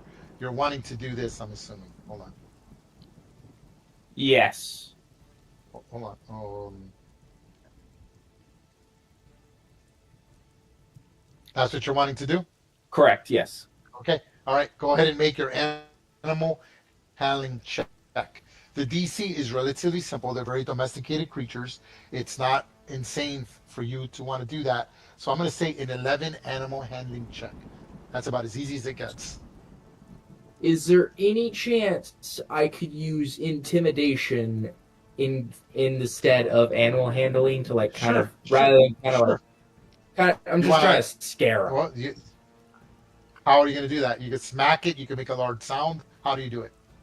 Yeah, I think that Pontiac is gonna make a really loud sound, kind of just like taking her battle axe and just slamming it against her shield as loud as she can. Okay.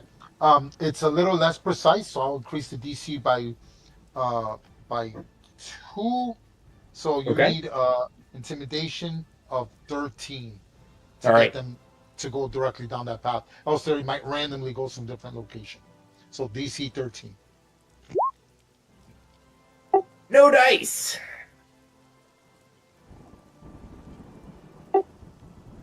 No luck. I'm gonna roll 1d4 because it makes sense that you are turning them, you're leading them. You then once you have them facing, so that's gonna count 10 feet of movement. And then I'm gonna roll 1d4, set up the full 1d8 scatter like a missile weapon. So here goes. Let's keep it random. That's 1 straight ahead.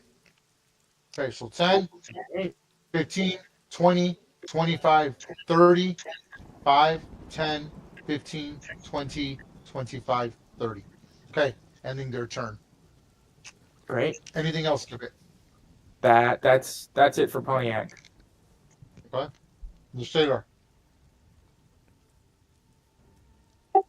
The sailor number 2 is gonna jump onto his boat Okay. and wait for commoners. Okay, awesome. This is so cool. Okay, the ogre Howda. The goblins, he's going to jump. So to jump that distance is automatic due to his strength. So you just see him. Whoop! Boom! He lands there using 10 of his 25 feet of movement. Does that factor in his slow ability by the... Yes. He normally moves 40 feet. He's only 25 feet right now. So I use 10 feet of movement. That's 15, 20, and 25. He just sees you right by the wagon.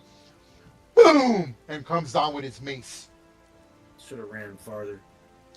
Here goes his attack with the mace. 12. Nothing. He hits the wagon. You're like, holy crap! You see this giant ogre, and you just duck, and the wagon takes a good hit. Boom! Okay. Yeah. Stand by. I'm gonna consider this disadvantage animal handling check. Got it. Okay. Then the goblins that are in there. I disappeared for 2 minutes, man. Yeah, 25 feet. Oh. He only moved 25 feet. Okay. Isn't this the hobgoblins difficult terrain too?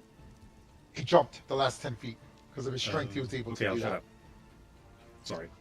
Stand by. No, you're good. You're good.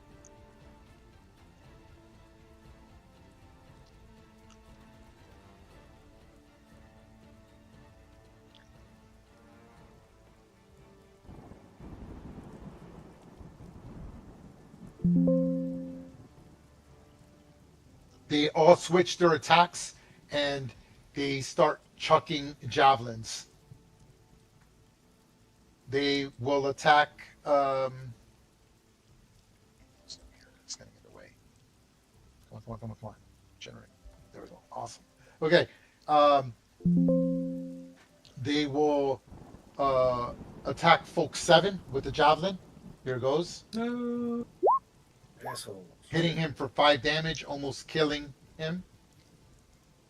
Got it. I adjusted his damage. The second goblin finishes off that folk person, killing him. Yeah.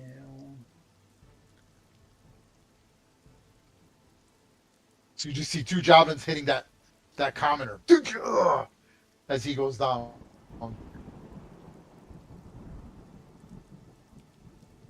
And then I told you it wasn't worth your life. the third javelin will go and attack the other folk person. Hits for 3, and the 4th javelin also to that folk person, doing a total of 7 damage to him out of 9. He's critically injured. He's freaking out. He's like, "Oh my god!" Okay. Can you guys see their hit points? You guys should be able to see their hit points. Yes. Oh yes. Okay. Oh, Good. Yeah. Okay. Good. All right. And that ends my turn with the ogre howdah. Okay. The warg. Doesn't take its action because it took its turn with the hexer. Cadillac. Quick aside. Does everybody know the phenomenon of the potato bed? Oh, but I'm very interested to hear what a potato bed is. Think I So know. my son has a problem with Squishmallows. His collection of Squishmallows has gotten to a point where they are taking up way more room than my 10-year-old son does. So the solution that we have come to is the potato bed, where you take a fitted sheet and proceed to stuff it all around the edges with all of your stuffed animals or pillows or whatever, and basically make a contained nest. And so now he is inside of a double or twin fitted sheet with all of his collection of Squishmallows and a weighted blanket on top. And it's like a tiny little cushy cocoon. It's adorable. We'll see how it is through the night. So, TBD will proceed to hold the line and maintain her dodging and weaving and feinting and try and keep these two busy for as long as possible up yonder. Cool. She's groovy. She's fine. Hang out. Cadillac is seeing the ogre howdah proceed to, and the goblins on top proceed to start with the murder fest. And she will grab her shield out of from where she had slammed it against Pontiac's, grab her light crossbow, and then stow the light crossbow as she's running down here to Pontiac, and end up right here. And then on the way, so let's see, move, interact. I didn't use my bonus to command because disengage is or dodge is one of the free actions for a beast companion. And so could she use her interaction and bonus action to switch out the light crossbow for the hand crossbow? Sure, I'll allow that. Sure. I think it's cool. Okay. Sure. Sweet.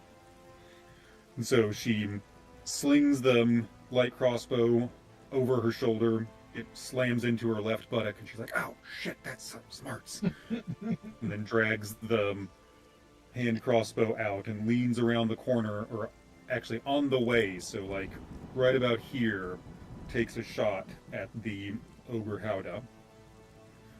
And with the hand crossbow, could she actually try and shoot one of the goblins on top? Yes. I would Be love warned, to their do armor class that, is sir. improved. Their armor class is improved by 5, and dexterity saving throws improved by I would 5. not love Do you wish to do that, sir. Okay, got it. I will instead fire at the much larger and readily available target, the ogre. Okay, go ahead. Yeah. Don't think that's going to do it, my dude. The ogre is flaming at everything. The wagon's in the way. The oxen look like they're gonna take off, or something's gonna happen with the cart on their turn. You're like, is right, because he like hit the cart, and they could detect the ogre's like curiosity. So something's gonna happen, and that just there's too much centered chaos around you, and your crossbow bolt sort of deflects because he's got like piecemeal armor and just hits like his shoulder pauldron and deflects off. Anything else? And she will end her movement right there next to And her your sister. sailor. The sailor, if he could, would love to fireman carry this commoner into a boat. And put him onto the boat. Yep. Okay. So right there. Okay, that's 5'10". Difficult terrain 20. You got 5 feet of movement left. And can he hop on the? There's no more room on that boat, correct? There's no more room on that boat. Correct. Okay. Then he will start to make his way up there. Okay. All right. Next boat. The sailor had held his action to push off as soon as the fourth person got on. So stand by.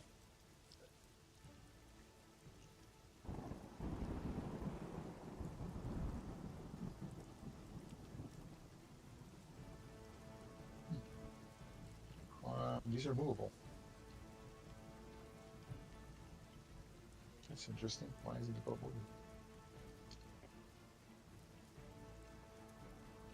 moving? That's okay. All right. It's fine. Maybe it's because the tokens are on top of it. Let's put that there. Okay, let's try this one more time. Huh. You warned them, sister. It's not your fault. I did warn them. Poor souls. Won't see the sunrise tomorrow. Oh, I see why. Okay, sent it back. There we go. That's why. Boom. So that boat pushes off. Okay, awesome. Anything else, Cadillac?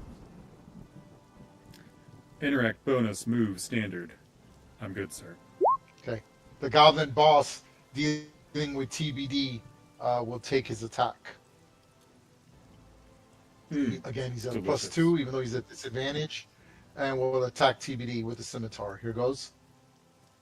+2, but it's at disadvantage, and misses pathetically. Again, this goblin's like, it's just TBD's just flailing around, clawing. It looks like a bronco bustling, right? This badger's just kicking and scratching and biting and snapping at anything that's close to it, and the goblin doesn't seem to be able to do anything with it. Okay, top of the turn, stand by. Something appears on the map. Uh-oh. Run! Run through my The spike. next two strong people make it onto the map. Fly!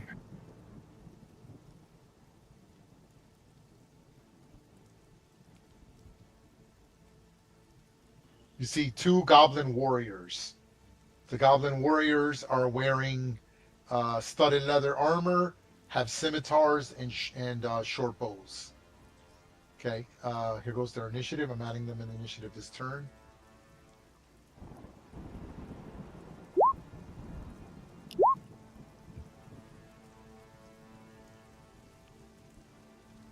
Okay, the folk. Okay, this wagon.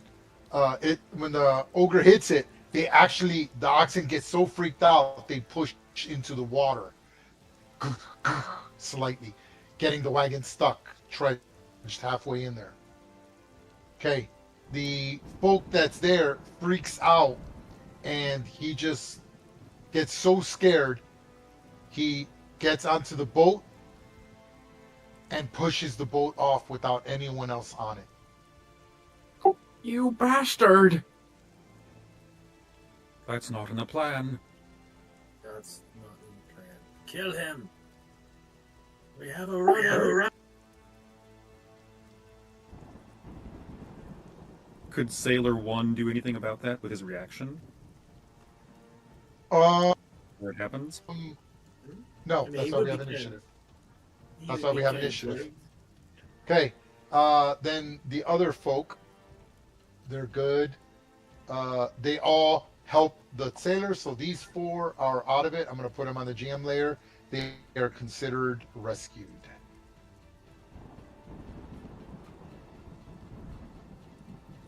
The other folk person gets on, grabs, realizing that he didn't get a chance to unload all of his valuables. He sees that ogre. He's so scared, he just ignores it and puts himself in position to ride the boat. And that's it for the folk. Okay. Goblin Hexer.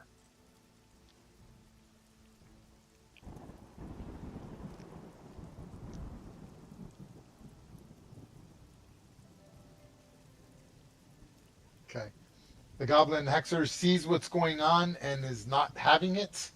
And what's the range of this? Okay. On Gib. Yeah, on Gibbet. Okay, the Hobgoblin Hexer sees Gibbet. He does incantation and he casts blindness, deafness.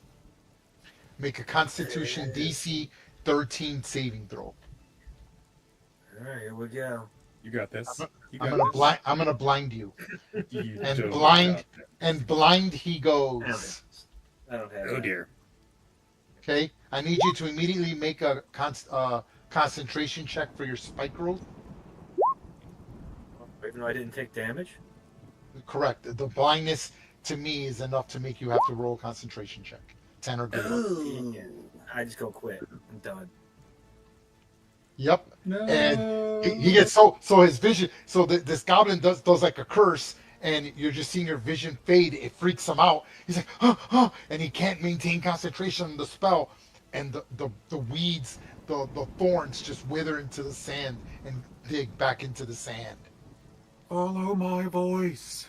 There's a condition of blinded. That's correct. You automatically fail any no. ability check that requires sight. Attack rolls against you have advantage, and your attack rolls have disadvantage.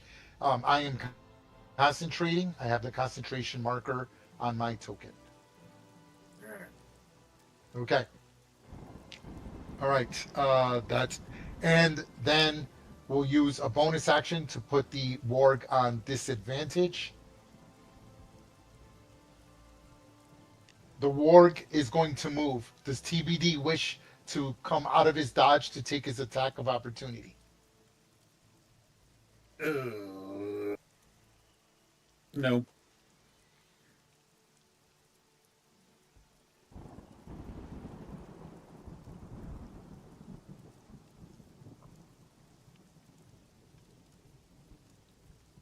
Okay. Ending my turn. Pontiac. You're like, Gibbet's like, I can't see! I can't see! It's nothing. Okay. Gibbet or Pontiac shall run into battle. Oh. I'm trying to decide if the boat is more. Cadillac, should I save Gibbet or get the boat? What do you Save think? Gibbs. What are you talking about? Gibbs. Gibbs it is. I don't Fine. know.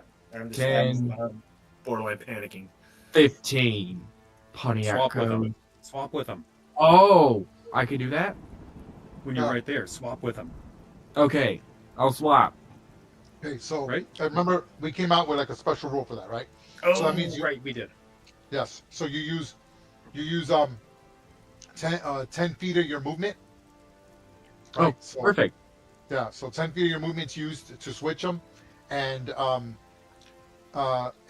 you can position yourself in his slot. So go Okay, ahead. great. I'm assuming Gibbet allows this to happen. Yes. Okay. Great. Yeah. I'm good. Booyah. Alrighty. And then Pontiac had her short bow out. Can I use my bonus action to switch it out for my battle axe, or do I need to drop it? So if you want to like sheath it, I'll let you switch it with a bonus action. If not, then you have to drop the bow and just use your free interaction. It's up to you. Let's see. I will use a bonus action to sheath it, and then bring my battle axe out to swing on Which is this. Which is Yep. what? Oh, okay. Cool. yeah. Go ahead. No, make your attack. All right. Oh. And that is a miss. It has a shield, which is like the size of a body shield. The shield is bigger than you are. And you just clank against his shield. Anything else? Darn you. Not their sister. Take Fire up. your. All right. Does Next your time. sailor do anything? Yes, Sailor 2. Oh, I see. Sailor 2 is over here in his little boat. Um, let's see. What's it? Hold on. Gibbet. I gotta look at his movement here. Speed 30. 30 Okay. feet. 30 feet. 5, 10, 15, and the Sailor 2 is gonna grab Gibbet and start pulling him towards the boat. Okay. Right then. So cool. Yep. So so Gibbet's getting yanked everywhere. He's like, the sailor's like grabbing at him. He's like, Teamwork makes the dream work. Anything else? Yeah. That's a good turn. That'll be it. Okay, that's pretty good. Okay, the Goblin Warriors go next, or at least number 1. Okay. We'll shoot forward and attacks TBD Beautiful. with his scimitar. Add 2 to this number at disadvantage. Oh, there we go. That's not 23. You take 3 slashing damage, and if the attack roll had advantage, which it did not. So TBD takes 3 slashing damage. Roger that. Okay, Bartleby. You're like, oh man, things are getting serious now. All right, I just need to figure something out real quick. Hold on just 1 second.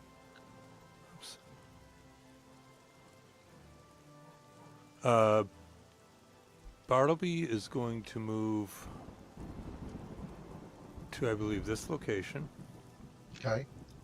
Oh, this is gone because this is no longer concentrating on the spell. And hold on just 1 second. Is he on? Yep, okay. And he is going to just rake across his bow, casting Shatter on this square right here for the Hexer and the Warg. So that's a DC 14 for both of them. That'll do, pig. That'll do.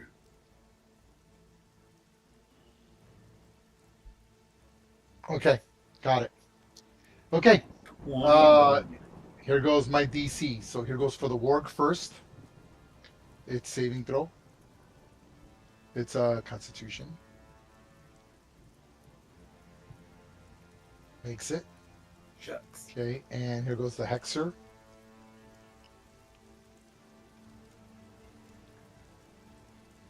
Yes.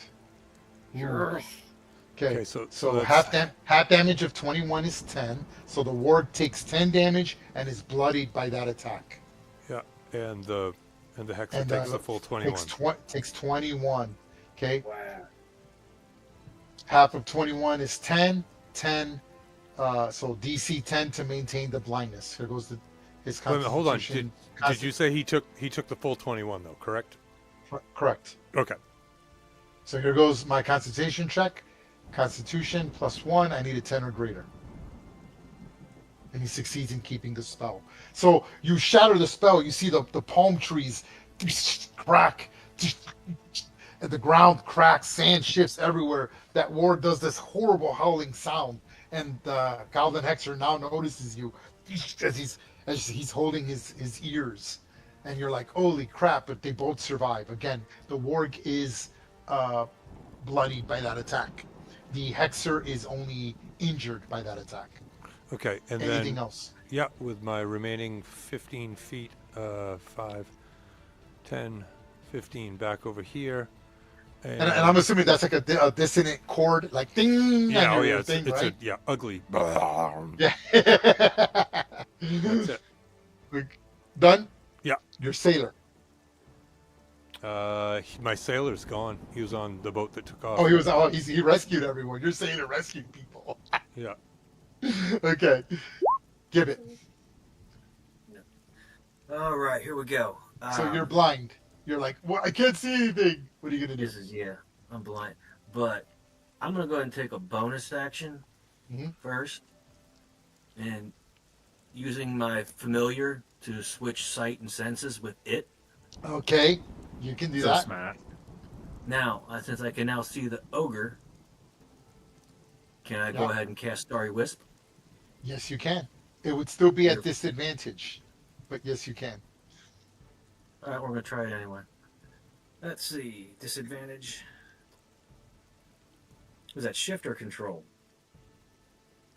I think it's shift. I believe it's shift. Advantage No, is shift's advantage. yeah. Oh. So it's It's control. okay. Yeah, I mean, whichever. It's so good. Yeah, you're like, I got it. It's just so hard. Imagine trying to shoot a gun from a different angle perspective, right? You're like, "Phew," you just see, but still, it comes close, right? You're like, the ogre just, again, it's just flailing everywhere, and your little astral beam shooting, like your little shooting star that trails behind, like literally like a shooting star, just hits its shield and just inches it back a few inches. Anything else? Yeah, but I had a bright moment of brilliance there. I'm like, guys, watch this, and I do this, and all of a That's sudden, cool. my little mode of light pops in my hand, and it goes flaring off with all the glory it could ever have. And Now just fizzled out. remember, you can transfer spells through your familiar. Yes, I can. I don't have any good touch spells though. I'm just saying. Yeah. Okay. Yeah. Anything else? Yeah, I'm gonna go ahead and take my sailor's turn as well, Go ahead. and he is going to. Let's see, where is he? How far is he from the ogre? Not far. He's gonna go ahead and chuck a spear at that ogre. Or that. Go ahead. Cause he. How do I roll for him? Just hit Alt and then just hit Alt, double click on I the see. token, and then just click on the attack. Did you see on the character Got it. sheet?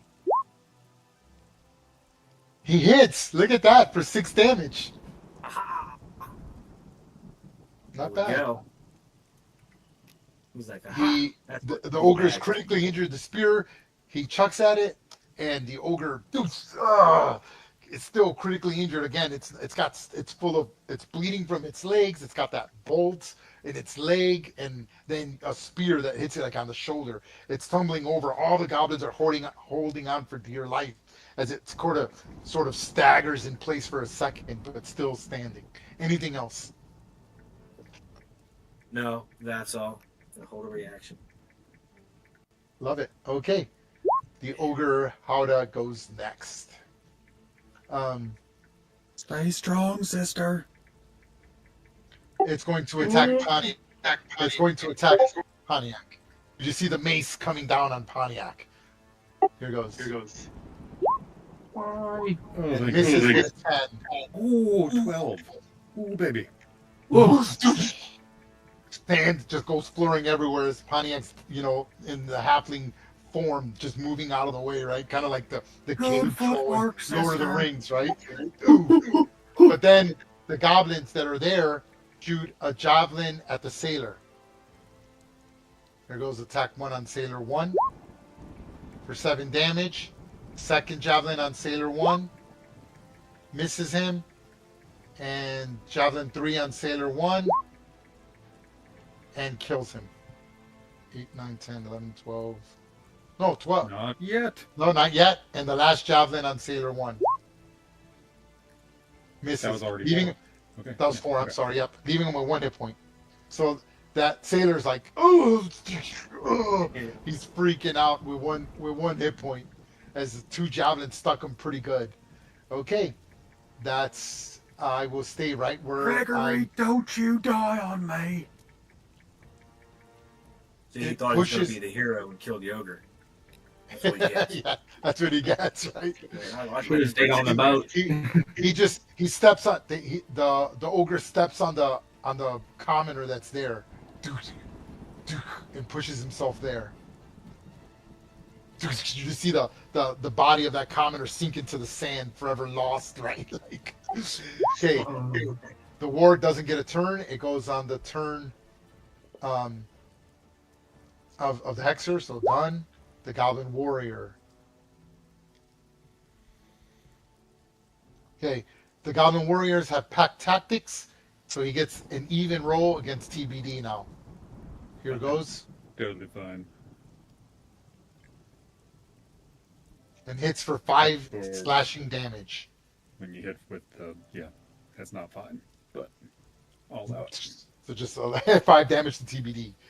So you Yes, just see sir. they were swarming on TBD. You're like, yep, Cadillac. Okay. Cadillac is going to step here, and then would like to move her sister. Okay. She would like to shove her? pull Pontiac Okay. to this square. Okay. I like Okay. it. So that's going to use half the movement, so 10 feet, and then the movement that it had to move. So 15 feet of your movement's gone to put That's him fine. there. Yep. We're not dying here today, sister. We came too close in the village. Now let's get the fuck out of here. And then she will go 5. That's And difficult 10? terrain because you're going. Oh no, you're a halfling. You can go underneath the wagon. You're good. You're good. Okay. So 15. Okay. That's Keep it tall. 20. 25 feet right there. Okay. Then with my TBD is doing TBD. She's doing great. So sorry for your sacrifice, TBD. We love you. Blessed be. She's on the dodge action, maintaining. Okay. And then she would like to, using her dash action. Can I continue to move Pontiac? Sure. Where do you want to move Pontiac? Right onto the boat. Okay. Yeah. That's 15, that's 10 feet of additional movement. You still got 20 feet of movement. And then Cadillac will go boom, boom. Oh my gosh, this is great. I wasn't Nice. expecting this. This is cool. Okay, done. Now, here's an argument that I would make. I Okay. know you said that the boats were big enough for like 4 4. people, Yeah, you could but try that's to probably. 4 normal-sized people. Correct. We are Correct. 4 2 feet medium-sized people. Yes. So if We okay, are so small. it depends. Yes. So I will correct. So this is actually a thing. It's 4 medium-sized people. So a small person in the old editions counted as 2 smalls make a medium. So you could theoretically fit 6 small people on this boat or any combination thereof. Arts, Gibbs, get the fuck in this boat right now. Where's the fucking boat? So, Well, you can see the boat because your vision's still in Charlotte. Yeah, I can still see. Anything else, Cadillac? And your sailor. yes, my sailor will move up here and then pick up Gibbet and deposit him here. I'm getting That's flown That's all over awesome. this. And then with his dash action, he will pick up Uh-huh. Bartleby. If Bartleby's willing, Throw of him on course. there. If I Gibbs don't is know. willing. Is Bartleby gonna let him? If we get on and we're basically ending the encounter, correct? So we've hit the objective. I mean, I can't speak to that. but but I theoretically, mean- we've hit the objective. I mean, yeah, I guess. I mean, again, yeah, clearing the map actually is clearing the objective. Correct. Okay. We all right. live. Yeah. That's the objective. Get as many The people next out as turn- we can, and we live. Yeah, let's do it. Okay. Then he would like Okay. to pick up Bartleby and place him in the Uh-huh. boat as well. I'll put him right there. Now, question. Mhm. I didn't look at the. Hold on a second. Let me look at some more. So that's 1, 2, 3, 4, 5, 6. So that boat is full. No more people can go on that boat. Now, on the character sheet, there is not a swim speed, but I assume that a sailor would It's- have a meager swim speed. Okay, so no, they have sea legs. So no, they still suffer the half movement. Those are like aquatic elves and stuff Okay, like that. fine. So if they swim, they move at difficult terrain in water. Then Sailor 3 jumps into the waves and grabs onto the bow. Bow? No. Stern? Stern Stern. of the boat. Yeah, stern. And Aft, proceeds aft, to technically. push out the boat Starboard, and then port side. kick and propel the boat out to sea. Okay. So That is my round. All right, got it. Okay, the goblin boss attacks TBD. Right. You're my hero, TBD. My literal And hits spirit animal. TBD You're literally it. for 4 damage. No, sir. No, he does not. Oh, I'm at disadvantage. I'm sorry, 13. Sorry about that. Yes. Yes, Thank only you the very warriors. Only the warriors get advantage because they have back tactics. Anything else? For your goblin boss, no. Okay, awesome. Okay, top of the turn. Stand by. New things come up on this turn. Yep, turn 4. Stand by.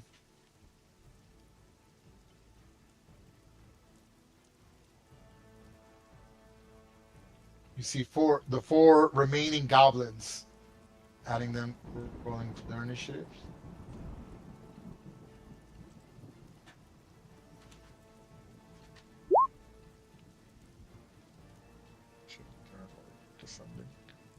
Okay. The folk. So this guy, I mean, he feels bad, but he is now off the map.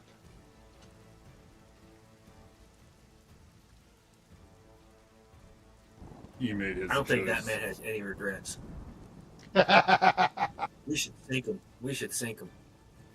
we should sink him. He deserves death for being a coward. Dare you, coward. Okay, and there's no other folk here. So the folk sees that you're all grabbing onto the boat, and he's like freaking out, but he doesn't do anything. He just lets you all do his thing. He's worried you're gonna tip the boat. There's all right, because you got the other sailor holding on to the boat. The boat's at maximum. You still got to deal with the rough water, the storm getting to the boat, and it isn't fun. I just noticed that the rain is gone because the rain is in the back layer. That's why. Change layer, send to back. There we go. Okay, that's why I couldn't grab things on the map layer. Okay. And that's it for the folk.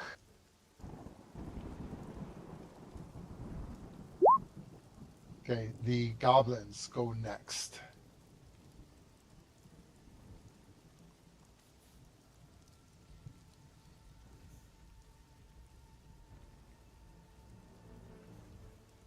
And all of them with their short bows will take a volley shot at everything on everything here.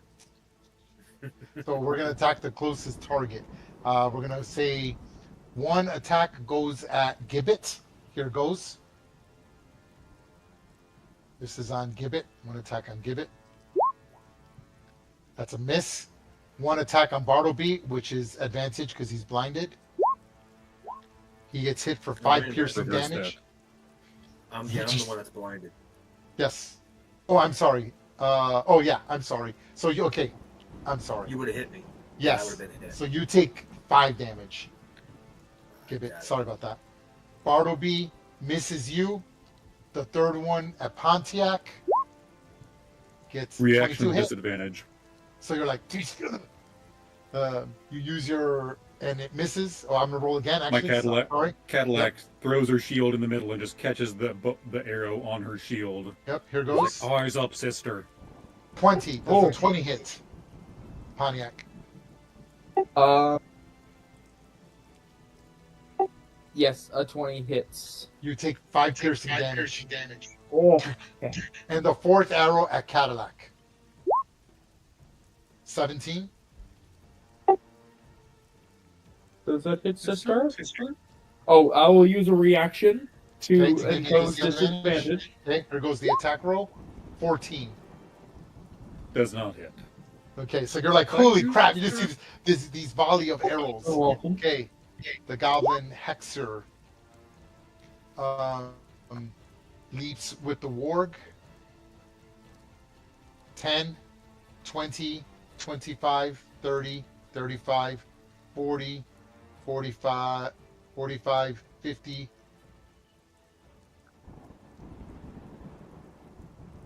And will attack Gibbet. Since Gibbet is, since I'm at advantage No. with Gibbet, he will curse you with a with a hex with his hex stick. Here goes. With advantage. 7 psychic damage. Right. Let's see. Pontiac. Okay. Can I? Is there just? Can I just use my action to like row the oars Yes. as Yes. quickly as possible? Yes, you can. Great. Okay, it's fully loaded. I need you to make an athletics roll DC 12. Or you'll be moving at half movement because you're a small creature pushing a large Gladly. object. Dang it! You're like, damn. This is heavy, guys. This is what I've been saying for years, sister. They don't make shit to fit our kind. Oh my! I know you're strong, I know you're fit, but it doesn't matter when the shit don't fit our kind. And I like reach over and I whisper to Cadillac. I'm like, "It's the damn commoner." So that's as far as you can get with your fucking turn. know. So Pontiac's like All right. grabbing one, trying to operate 2 oars, but really can't. So she's only using 1 oar, right? Hopping back and forth between the Yeah, two. like, and it's just like, and you're able to move at least about 20, 5, 10, 15, about 15, 20 feet. That's the most you can Okay. do in 1 turn. You're like, oh my Right. God, this sucks. And then I'm gonna use our Sailor 2 is Uh-huh. just gonna run towards, let's see, 5, and then it starts to be, is this 10 or is that difficult terrain immediately? That's difficult terrain immediately. That's 20, and they have 20, they have 35, so it's only able to get there. So Dash. he's just gonna basically, dash, yeah, dash, thank you. Welcome. So that's 40, 50. Yeah. Dash is, yeah. It'd actually be he'd be able to get on there, right? The boat, that boat's gone. This one, that number 2 that Yes. he's on. Oh, Yes, number. Yeah, number 2 Just is. grab Oh, on to the stern. no, I'm sorry. That's not till next turn. I'm sorry. Till next turn. Yeah, you're good. You can grab on. right. Okay. So let's put him there just for some. That's everything. Oh no, I'm sorry. That boat is gone. I'm sorry. That Oh, boat okay. is gone. Sorry. So hold on. It's because I thought it was off the layer. I'm sorry. I'm taking Okay. it off the layer now. If you want to change your movement, go ahead and do so. Yeah. Right. Sailor 2 is just gonna do that, but gonna grab onto the stern and then kind of like start kicking in the water and propelling it. Okay. I need Pontiac, since Pontiac's in control, to make a dexterity. I'll let you roll either athletics. No, it has to be athletics. Athletics at disadvantage to see if the boat flips over, because the sailors are in a panic. It's like, imagine if the rowboat's leaving you with an ogre, a warg, a goblin, and they're like, they see these little halflings and they're so scared. They're not heroes like you are, and they're Okay. just grabbing on it, and the rowboat's almost tipping over. It's taking water, and you're like looking, and you're realizing that they're going to take you all under. Decisions have to be made, but you have to do your best, or the boat's going to flip. Make an athletics at disadvantage DC 10, or the Okay. boat flips right where it is. Ugh. Okay. Something like that. Look Whoa. at that! You're like, no! And the sailors are going to keep tugging at it, and you realize, in survival situations, something needs to be done. But you're able to keep control of the boat. Okay, done with your turn, Pontiac? That's everything. Okay. The goblins.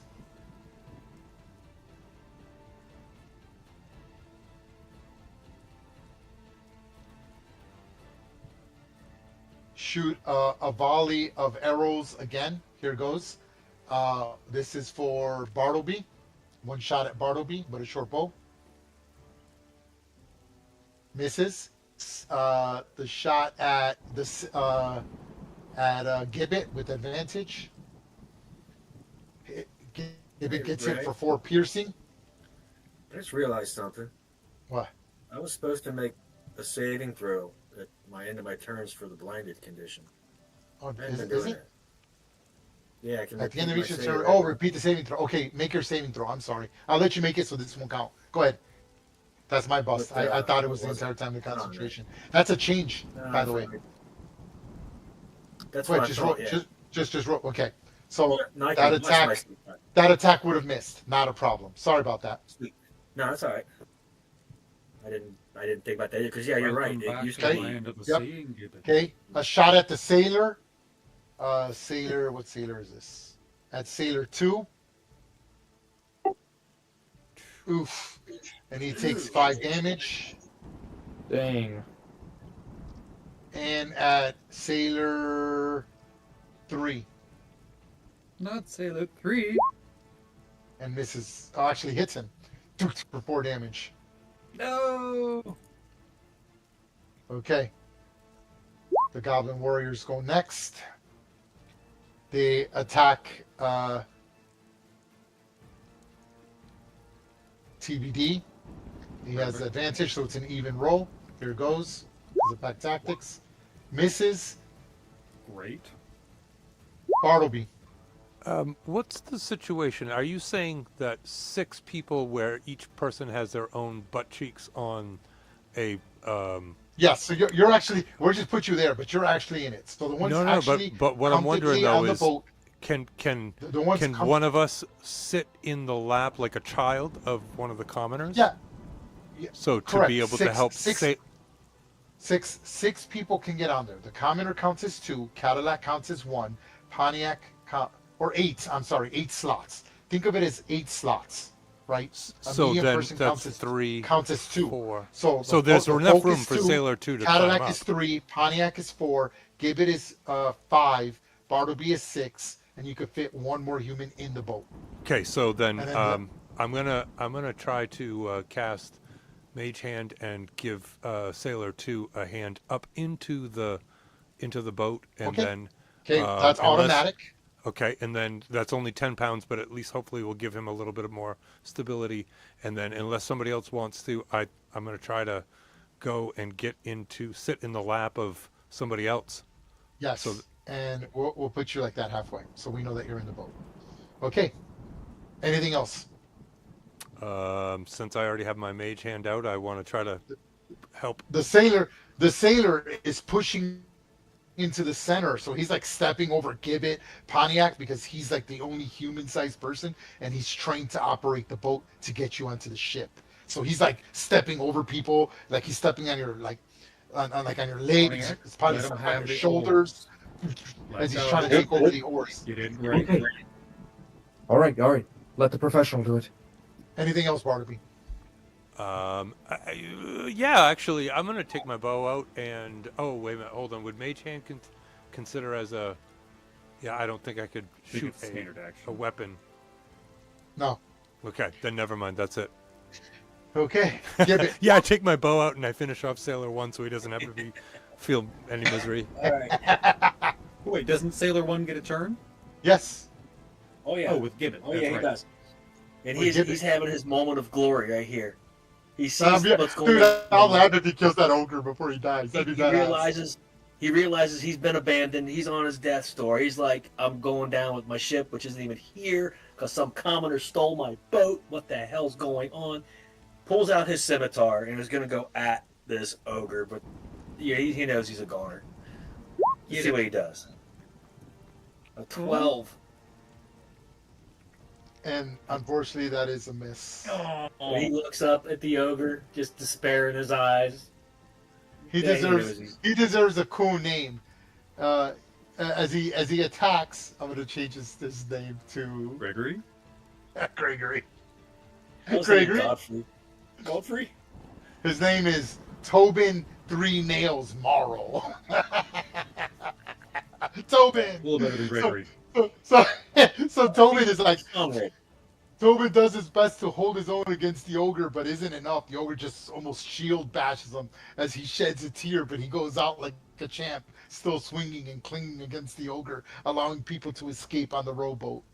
Okay, Yes, he does. Gibbet, you still have a turn. What are you going to do? Yes, I do. Bartleby, you will write a song about Tobin, and it will be a glorious song of his heroism. Sorry, how he was crucified by his 3 nails. That's it. That's awesome. Okay. 3 nails are all his buddies that left him. Too soon. I'm going to go ahead and shoot a starry wisp at the ogre for killing my buddy Tobin. See what I get. 15. That is a hit. All right, eat it, ogre. The ogre is still standing. He's bloody, Oh my but he's still standing. We gotta kill him. With We 8 can't leave without this killing this thing. with 8 hit points. The ogre is like, oh, it's bleeding out of its mouth, its nose. Your astral shooting star just sticks into it and then dissipates after it hits him for radiant damage. And he's like getting this burn mark on his chest. But the ogres are tough. They're too stupid to know when to stop. Okay, the goblins. Well, hold on a second, though. I might. Oh, okay, go ahead. You know what? For shits and giggles, old man Tobin there's trying to save us. I'm gonna give him back. I'm gonna hit him with a healing word. Oh, go ahead. That's awesome. Come on, baby. I got your back. I got your back, Tobin. That's awesome. Take your six. I'll put his hit points on there for you. Boom, he's at 7 Stand now. strong, Tobin. he sheds a tear. He sheds a tear for your generosity. Thanks. I'm Tobin 3 nails. You're torturing me. Let me die. The ogre Howdah just sees the sailor and attacks the sailor. Here it goes. Oh, critical miss. Here it goes. Oh, Jesus. He just you just see his body flying. You see his body just fly like 15 feet into the water, crumpling and sinking down into Davy Jones' locker. I don't think that word was good enough. You see Tobin's extremities, all 4 of his arms and legs, his appendages just go in every different direction known to man. Yeah. Dude, he took 20 points of damage. Hey, they went in 3 directions. Yep. 3 directions with Mr. 3 now. All right, someone say a little prayer for that poor fellow. Then the ogre pushes in and just grabs onto the first oxen and starts drowning the oxen. The ox. Well, the goblins are like hitting him, but they all take shots with their javelin. Here it goes. Attacking Bartleby with the javelin. 20. I will use a reaction. You will use a reaction. Here goes my roll for the same attack at disadvantage. 15. Does a 15 hit Bartleby? Mine is 15, so it still hits. Yep, you take 6 damage. No. Okay, the second javelin goes at Gibbet. 21. Yeah, that does me. 8 piercing damage. You just see this volley of 4 javelins flying from the Howdah. Okay, the sailor misses, and sailor. Oh, Pontiac's the next closest, and Pontiac. I'll use reaction Misses. to give it advantage. Okay, you don't have to. 10 is a miss. Well, I did anyways. Okay. The warg.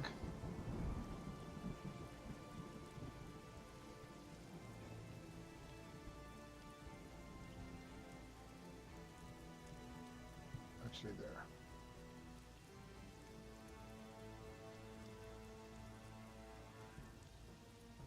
And moves up, and the goblin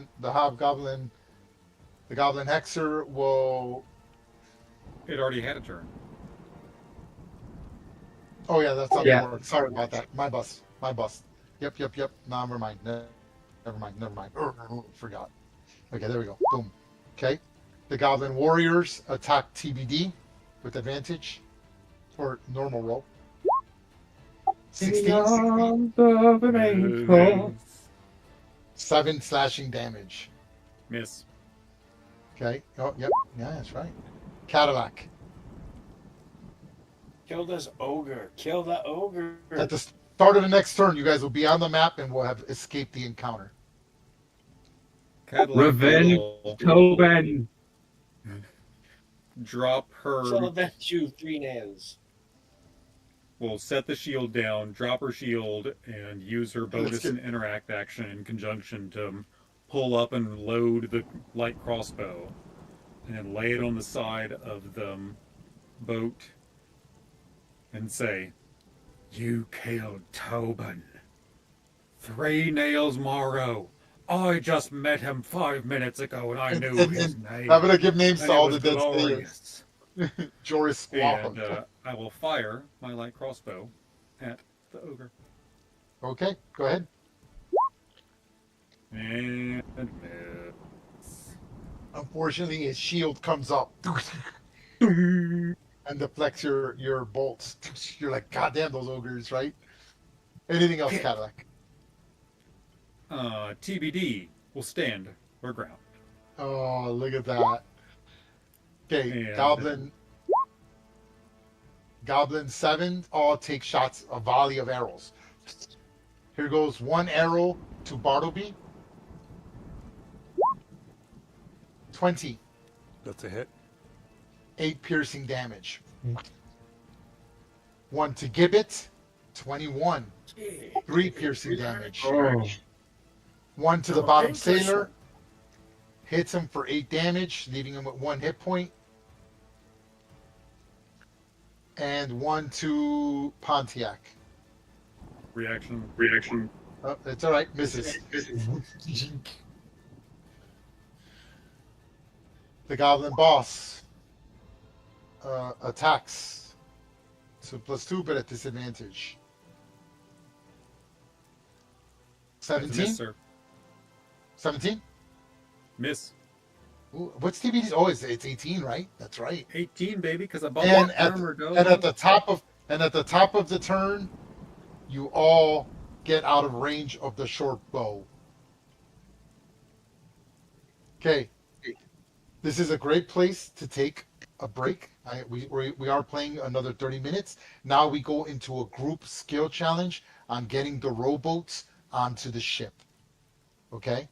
Alrighty. So everyone go take a 5-minute break, because if you fail this, I'm going to set up an encounter where you will fall into the water and probably have to fight sharks or something like that. We'll see. Okay? So Alright. give me 5 to 10 minutes to go, or give me 8 minutes. 8 minutes. Take an 8-minute break, folks. Sounds good. Okay, I'll set up a map real quick. That's easy. Hey, Ray, can I take a magic action and basically, whatever they call it, not get rid of, but just my familiar? Just Oh yeah. put her Yeah, away. you can do that. Yeah. What's it? Yeah. Whatever. It's an action. It's an action to dispel it. Correct. And then you could recast Yeah, it just to- without having to use the components. Correct. I Let's see cannot. here. You cannot. States. Yep. Unless it be the Disappear teacher. as a familiar. I can temporarily dismiss it to a pocket dimension. That's what I'm going to do. Yeah. So, cool. This is cool, man. You guys surprised me that you guys were going to do this. That's awesome. Cool. All right, well, I'll be back in a minute. Yep.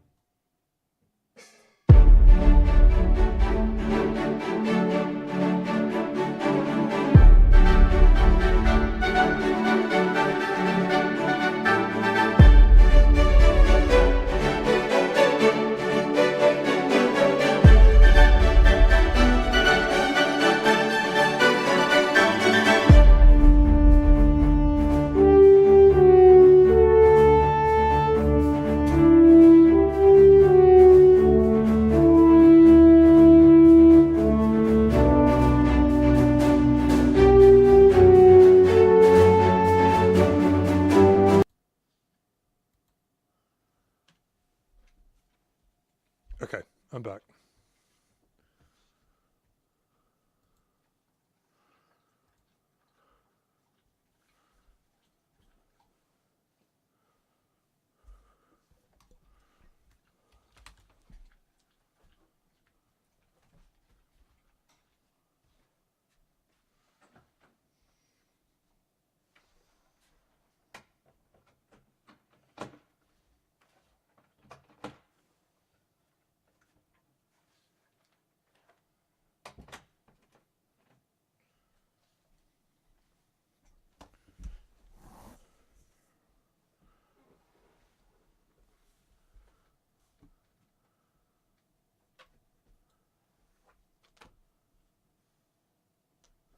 Once again, spike growth comes in a little bit handy.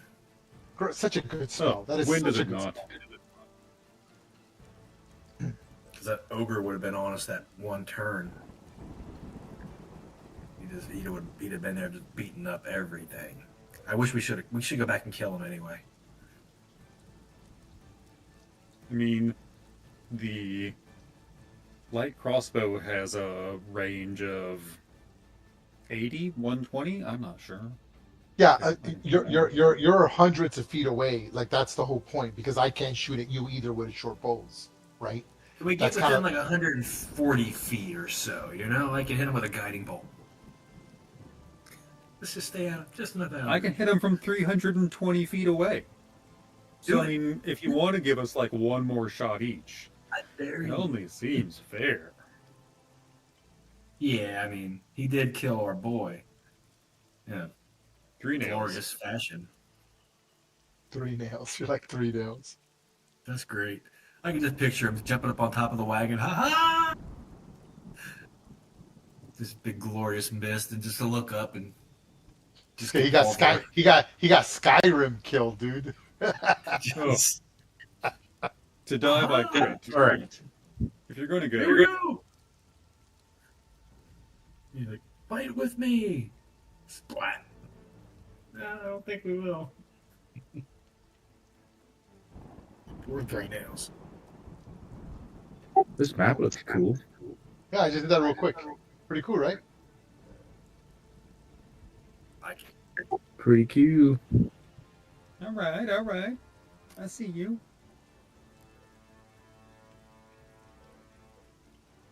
Who's going to tell 4 nails? Not it. Not it. I think the bard should. He's got the song written already. Weave us a glorious tale of the 3 nails. I mean, you're already making rhymes, so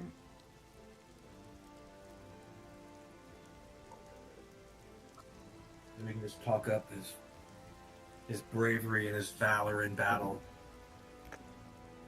Not that he got left behind and couldn't possibly have joined us, but they don't need to know that. Okay, so this would be 15 feet ahead of you. Hold on. Right around there.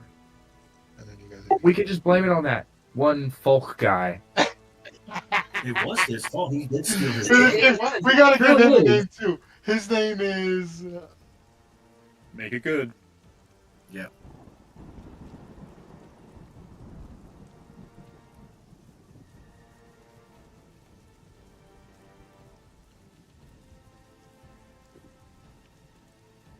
Yeah, here's his name. I'm gonna give him all names just for the hell of it now.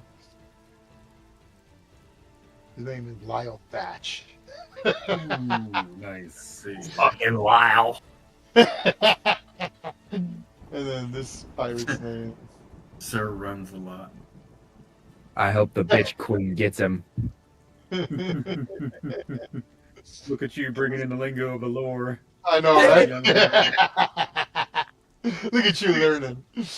I remember a thing or two. So proud of you.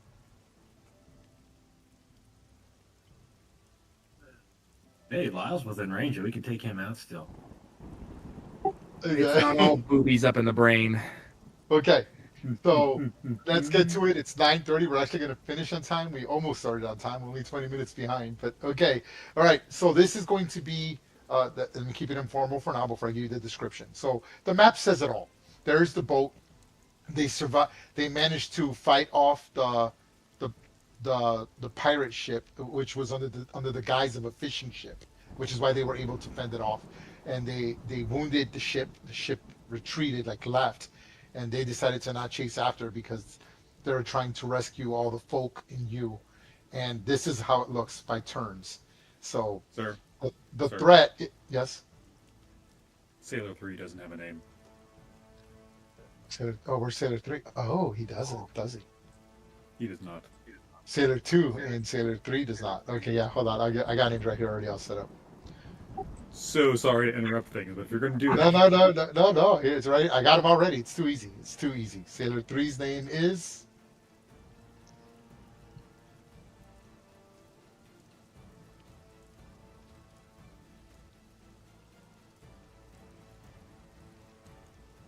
And Sailor 2 good. is...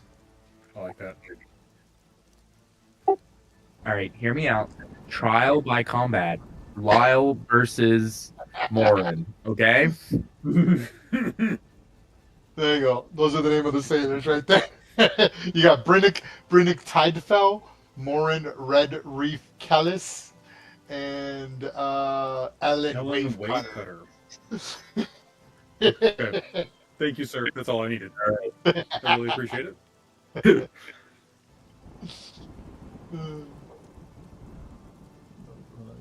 We don't care about any of the names that are on the actual boat itself, just the sailors that saved us or tried.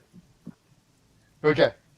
Right. So this is we're only using this map should you fail the skill challenge. If you succeed, then you get onto the boat, with minimal, I should say minimal effort, but without having to have sort of a wandering monster encounter, which I think a shark would be kind of fun. Maybe 2 sharks would be kind of cool.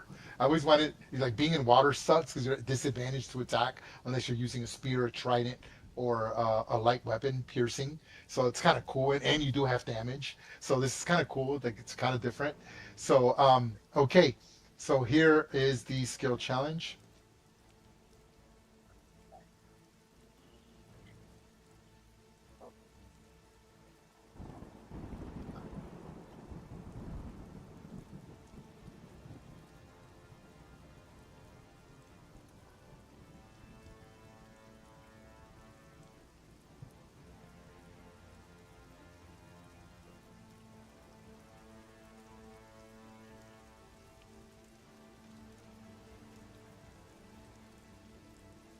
Um,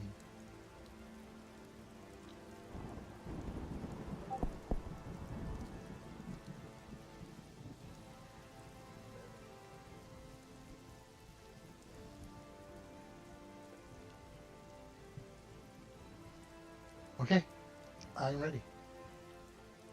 All right, See hey, what we got. Ray, just since we're all in the same boat together here, can I just make a blanket statement that we're all going to roll with guidance?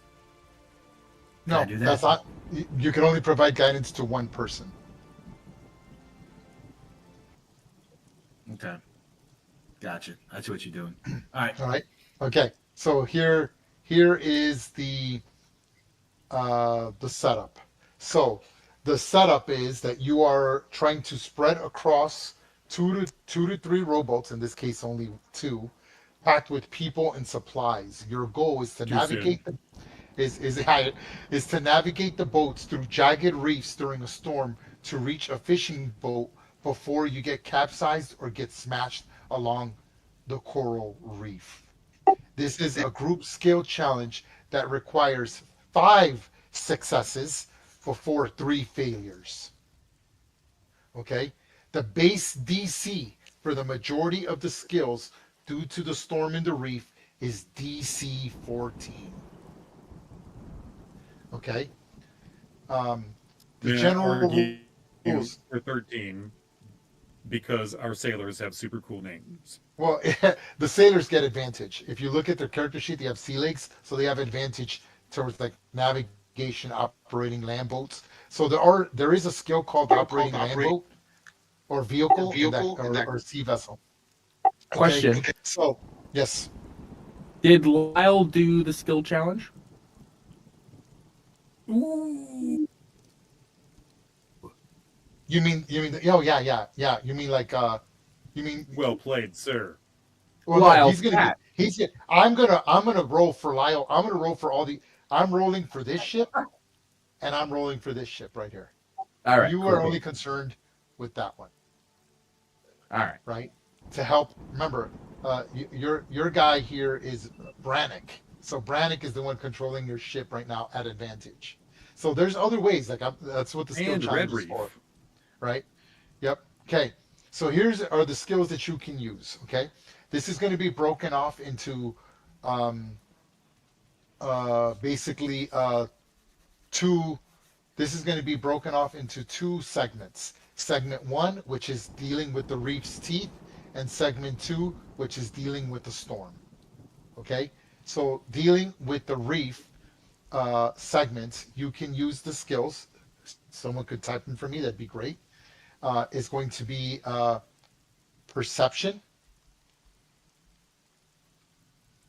water vehicle proficiency, or Sailors. sleight of hand.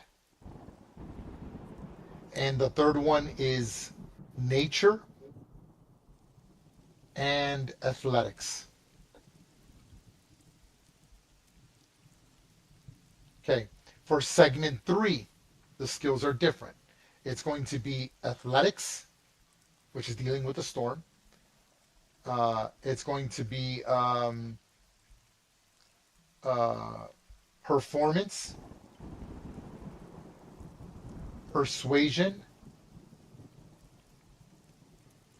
acrobatics, and survival. Now, again, if you can use spells or any way to role play this, right? Because it's you're trying to help out any way you can with the guy who's rowing, right? So it's your imagination. You're trying to figure out like this guy's trying to control this boat. You know, you could maybe try to yell at Lyle, turn around, slow down, come back.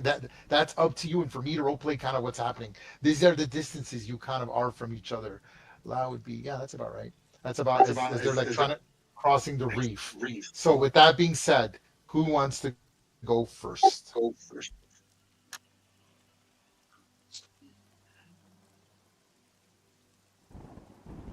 Adlec can stand in the prow of the boat and just watch for reefs or rocks and say, No, Red Reef, tell your friend to not go that way.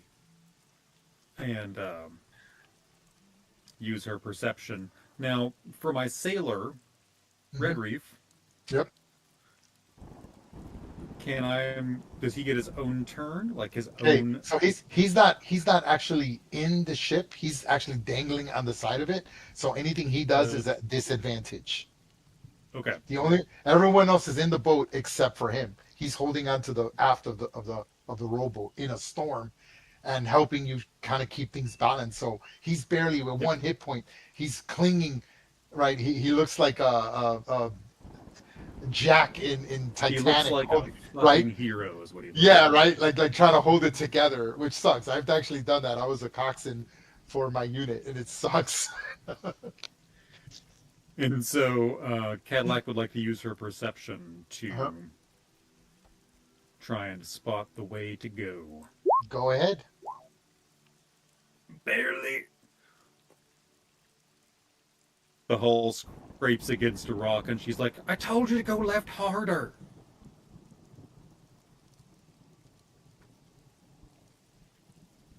Okay, let me see what you Good got. job, Cadillac. Okay, so 15. Good job. Okay, so with that perception check, you are able to spot submerged rocks, sudden shallows, and lightning flashes, and you've succeeded in giving early warnings, allowing you to steer wide of the rocks.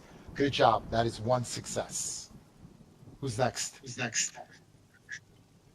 Pontiac will use athletics to. Okay. So, like, when she hears Cadillac, like, scream out, left, Pontiac will, like, jump to the left side of the boat. And then, like, whichever way they're trying to steer, she'll use her weight to like turn the boat as she can, as much as she can. Go ahead and make On your the roll. So you are holding the stern. boat steady while others climb in or balance the loads of the ship, hoping everyone gets seated well and that the cargo and the people don't Yes. go Booyah! Yes, golden boy. What they roll? Yes. Oh my God, that counts as 2 successes. So that's 3 successes. So you see this happening. It's just shifting. The boat looks like it's going to tip. He pounds to one side, then equalizes, holding the boat. Probably also like holding the shoulders. He's like Pontiac's doing everything in her power to keep the boat from tipping over with the additional weight, the storm and the waves almost pushing it over. You're all getting drenched and exhausted. That's 3 successes. Who's next? Beautiful sister. Thank you. Do you want to go next, Gib? Yeah, sure, I can go next. Let's see here. I don't have much experience in the water, but I do understand how things grow. I'm going to use my nature ability, as my dear friend Cadillac did, just to keep an eye out, watch out for this reef, study where the water might be swirling weird so we can avoid any hazards with our boat.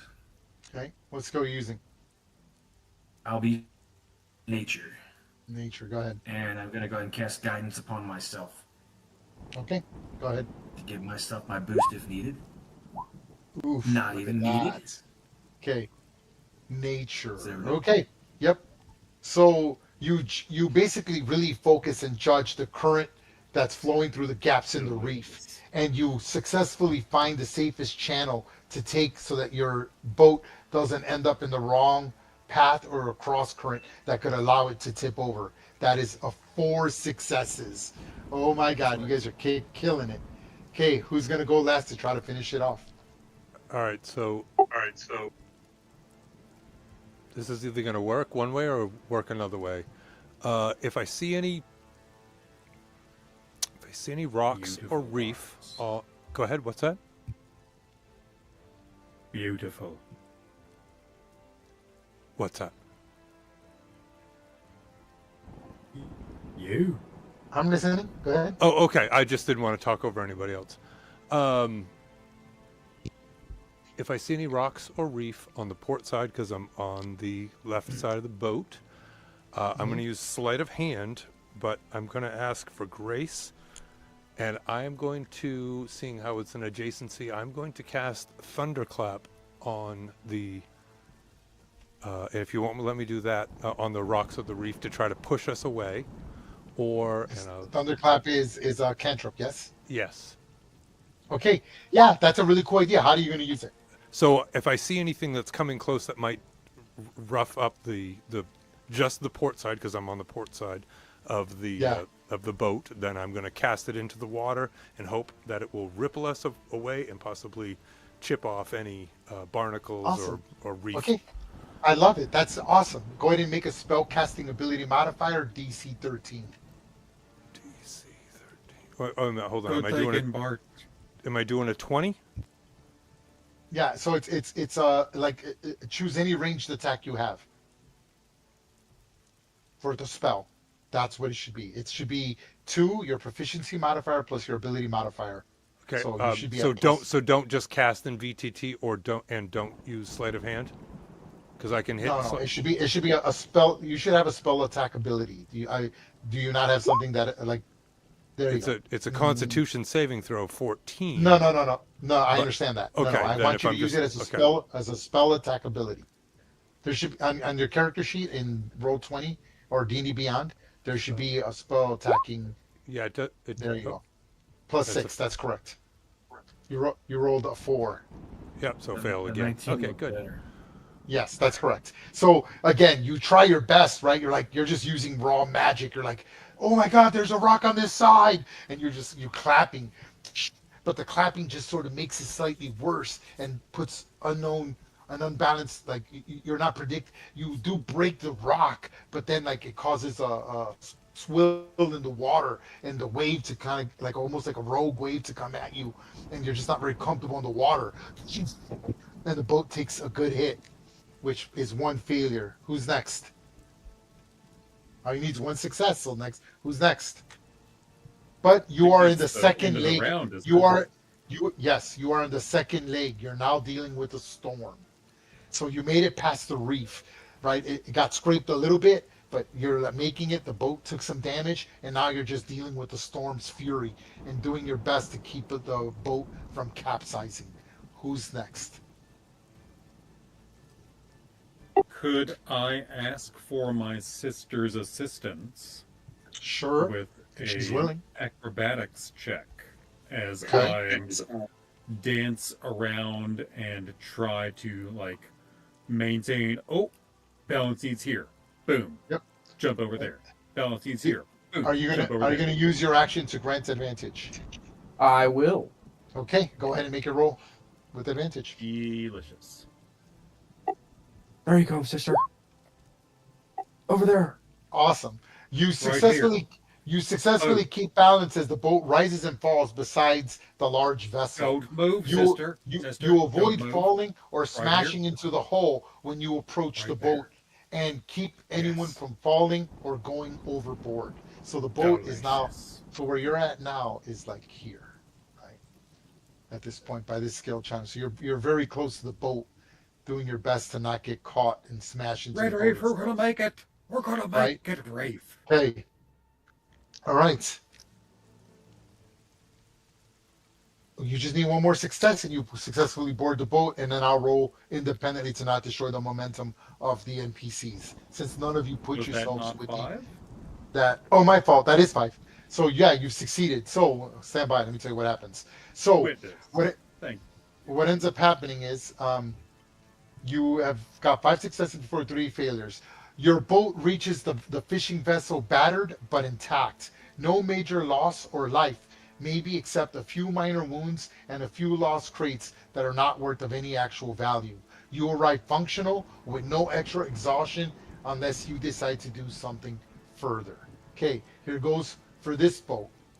Okay, he's rolling at advantage. Here goes his dexterity.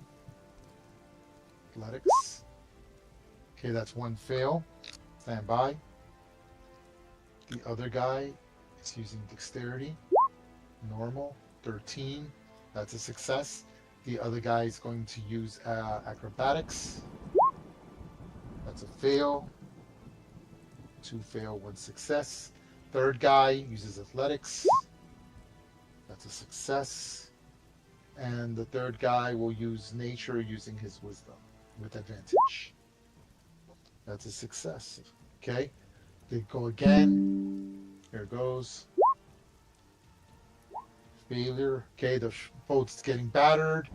Dexterity with advantage. And that's 5. So that boat makes it. So this one with a crew of 4 Yeah, boats.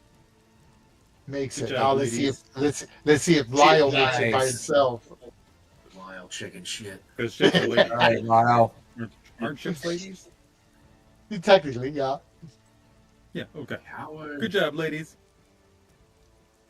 Okay, here goes for Lyle. Yeah, I'm he's gonna do all the rolls. Here goes by himself. He's got to get 4 successes before 3 failures. Okay, he's gonna use first his handling of the boat. That's a success. Success. Athletics. Failure. Success. And he needs 1 more. With advantage. Fails it. Okay, here it is. His last one. He makes it onto the boat. Dang it. Lyle does? Yeah, Lyle barely made it. Yeah. Okay. Okay. We're going to have words with Lyle. We will have words with Lyle. The sisters won't have belt side words.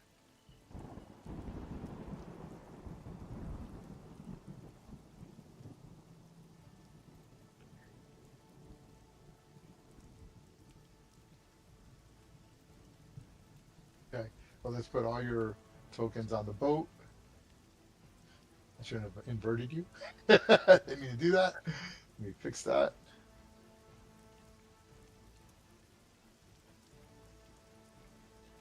That's awesome.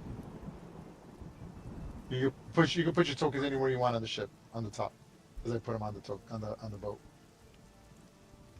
And one commoner made it. Look at that. Didn't only one? But there was the whole Okay. other boat. Oh yeah. Oh, hold on. I'm gonna put them on as well. Give me 1 second. Yeah, So recognize, this sir. goes there. This goes We there. did our good. We did real good. Would have been better if Lyle didn't steal my boat. That would have been a lot better, yes. Or 3 nails. That's sacrifice.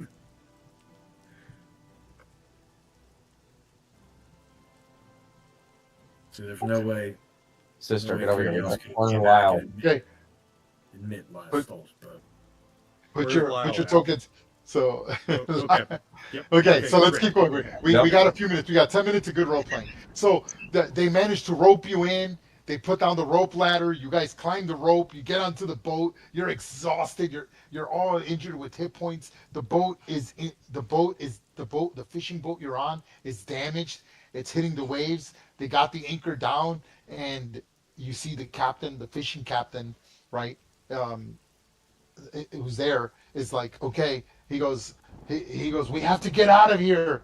He goes, we're not going to survive the storm. We're going to head back to the port of Warrowsby as quickly as possible. There were several messages that came about of great importance. I was told to deliver this to, and they actually say Bartleby's name. Hey, Bartleby, hold for just a minute. And Cadillac turns to Lyle. And Cadillac says, "You left people to die. I left my literal spirit animal to die," which isn't really a big deal because she can come back. But not the real point here. Well, it does feel pain. I feel her pain. Ow! I feel her pain because she's my literal spirit animal. So, you need to pay recompense to the ship, to your fellow villagers, or to the sisters, meaning us, who look like each other. You killed 3 nails. He's very 3 nails died because of you. he's very ashamed, but he's like listen, I was almost dead.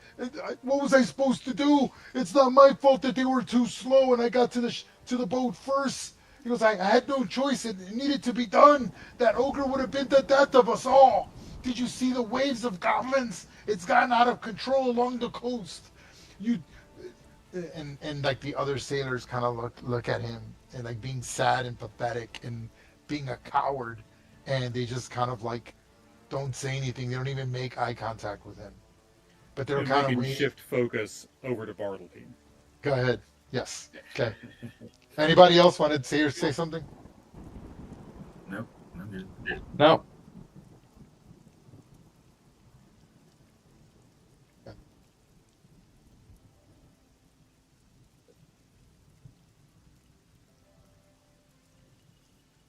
Give me 1 second. All this is happening at the same time, yes?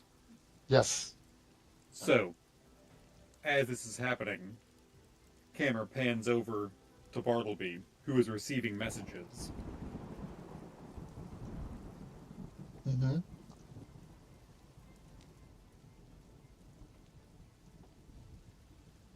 Keep going. Keep going. I'm listening. Oh, I'm passing the torch. Oh, okay.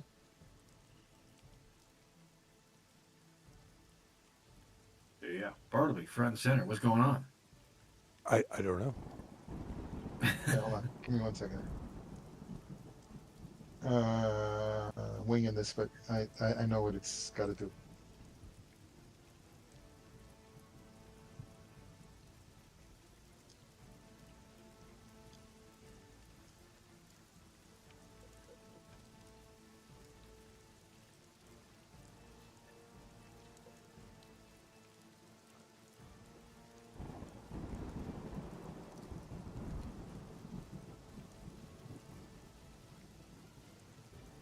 Okay, here it is. So you're given this message. They give it to you, and you see that it's like it's a scroll, and it's in a scroll case to keep it from being water damaged, and they hand it to you. It's not doesn't have a seal or anything. It's a very simple, very scroll case. Like it's not fancy. It's not expensive. You don't see a wax symbol. So right, it hasn't even been legally sealed, I guess, by definition. But the fishing captain says it was given to me by a man named Rovin. He claimed to be the Green Warden of Warlesbury, a ranger. Rovin. ROV. Have I met him before? You've never met him before. Okay. You've never even heard of him. So you're like, how the hell does this guy know who I am, right? But do you wish to open the scroll? Uh, yeah, but it's raining out, right? Yes. Well, I mean, Okay. it's like a parchment scroll, but yeah, I mean, you could get like a little. Again, you're like on the hull of the ship. If you want to go in, like inside here, you're all welcome to do so. Get you out of the rain. In fact, that's probably where you need to be because everyone needs to go to general quarters. It should only be the most well-trained staff dealing with the rope, the lining, the sail, all on the top as the ship is moving. So yeah, you're like in the ship right now, not getting Okay. wet. It feels nice to not get rain, right? Even in a boat, you're getting a little motion sickness, but yeah, you're there. Then I guess I go below deck and find some sort of table to open up the scroll and look at what it says. And this is what it says. It says, to whomever finds this, Rovin, the Green Warden of Warlesby, I have come to report that the western reaches of Oleron, near the old cliff paths above Breakwaters Cove, is in danger. The hobgoblins, calling themselves the Red Claw clan, are on the move.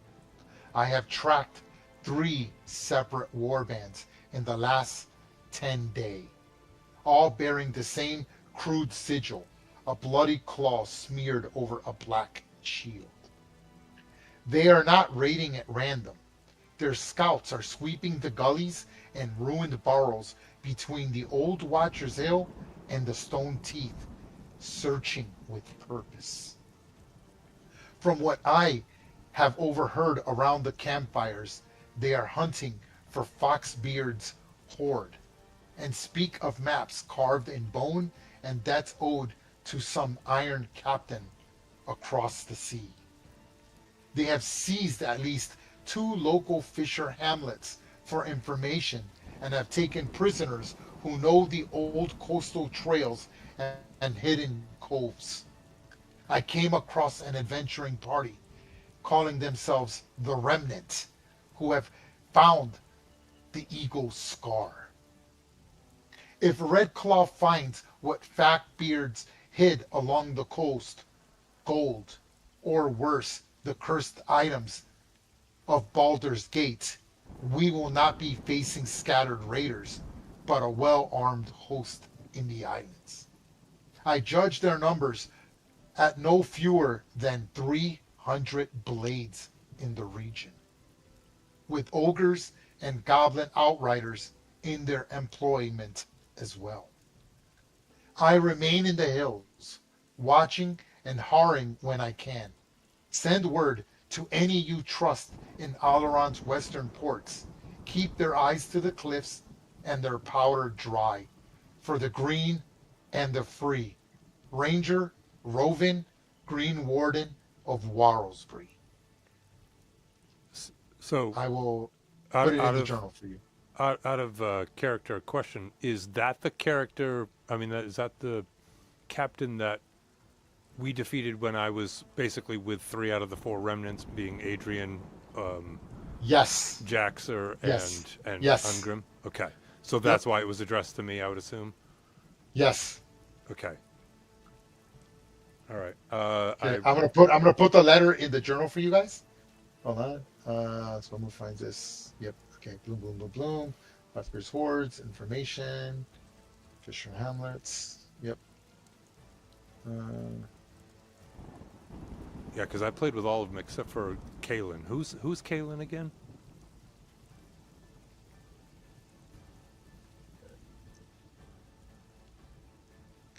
Hold on.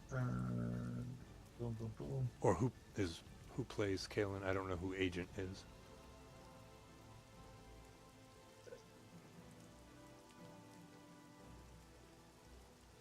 I'm sorry. It's not supposed to be the Green Warden. It's supposed to be the Ice Warden. Ice Warden. Okay, you'll see the message. It's going to pop up in the thing. Here it is. Boom. It's in your guys' journal.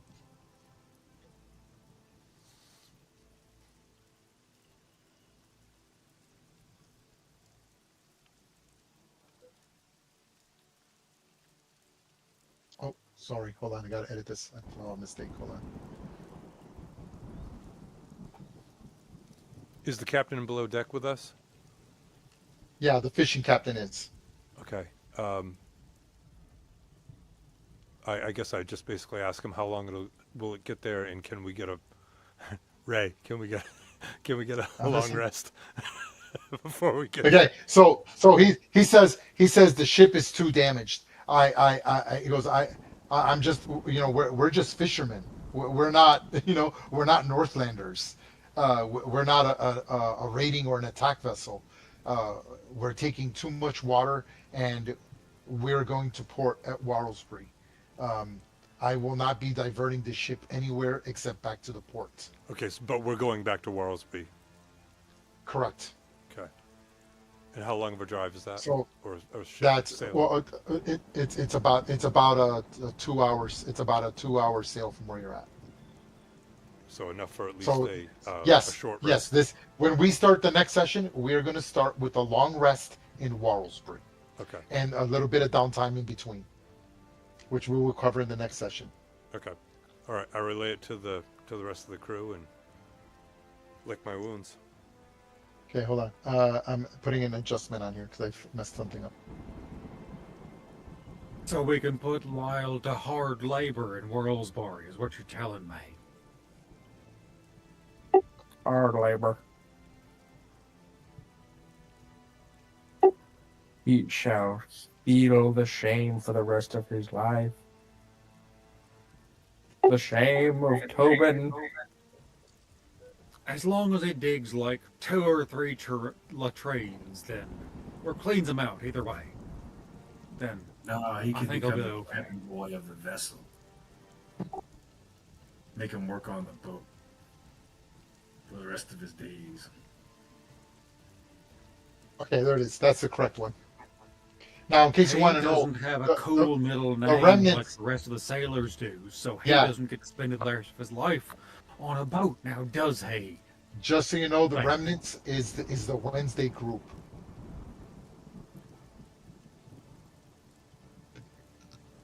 Cool. Okay, great session, guys. 10 o'clock. We actually stopped on time. Oh my God, are you guys Great. ready? Delicious. Are you guys ready for experience? Yes. Okay. I'm going to separate all the people you've rescued. Hold on. I'm going to put them to the side. This person. That person. That person.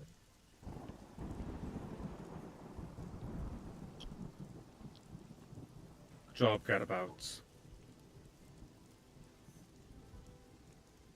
Yeah, we find a way to make it work, don't we? Okay.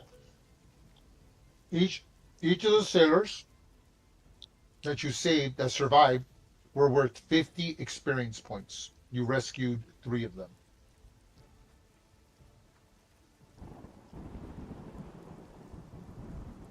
So that's 150.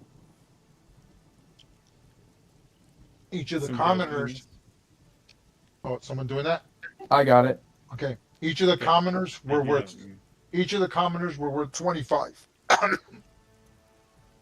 And you rescued 3 of them. So 75.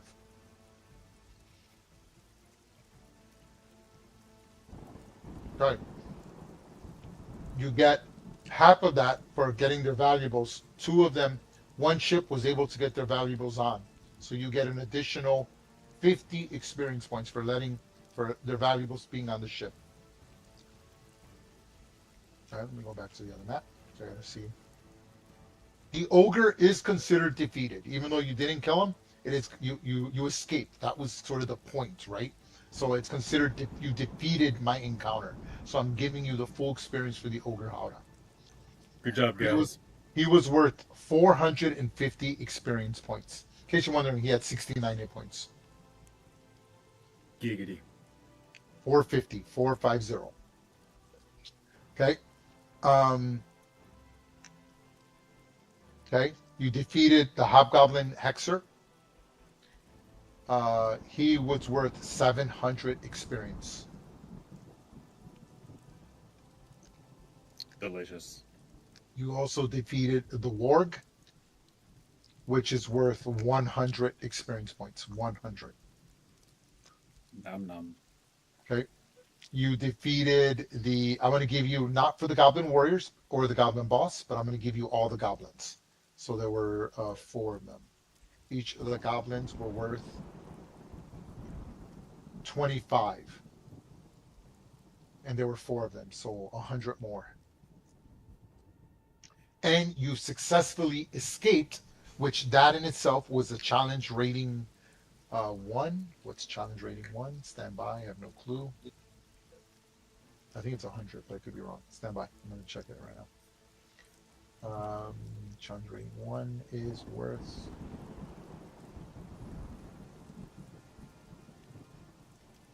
200 experience points for successfully escaping with as many, so you get that experience you get for like getting the boats back, the supplies back, and new information that updates about the Red Claw. So you realize the Red Claw are now looking for something specific, and there's terrain, and when I put you on the map, you'll see what I'm talking about, right? Like it'll make sense to you. You'll be like, oh, wait a minute.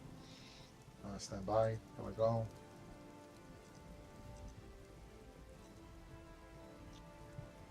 All right, again, you guys are here.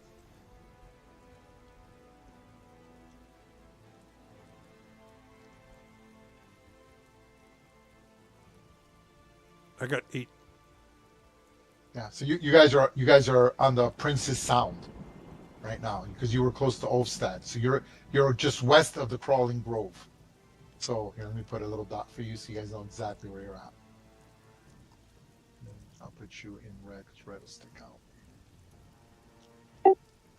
I got 18,025.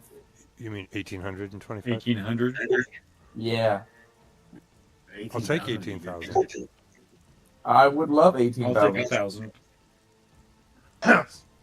That little red dot is where you guys are currently at now. All right. Cool. So it's 19. It comes out to 475 each. Cool. That was cool, man. That was fun, guys. That was a good session. That was really fun. Yes, thank you. That was cool. Yeah, no, that was fun. You guys surprised me. I thought you guys would just like keep fighting and be like, no, we can't do that, man. You know, it's crazy. No. We were wounded. Yeah, no, but that's cool. I like that there was a sense of urgency, all that stuff. Like, that's good. That was real good. Yeah. I like the Thank you, water. Ray. Yeah, no, man. I'm glad that we Thanks. actually started somewhat on time and finished on time, so you guys can get some sleep. Yeah, Yes. that's That was delicious. very much an Almost 6 hours sleep. This I is know. good. All right, guys. I'll see you guys in next week. Not this week coming, but the following week. And as always, a pleasure. Thank you. Thanks. Yep. Thank you, Ray.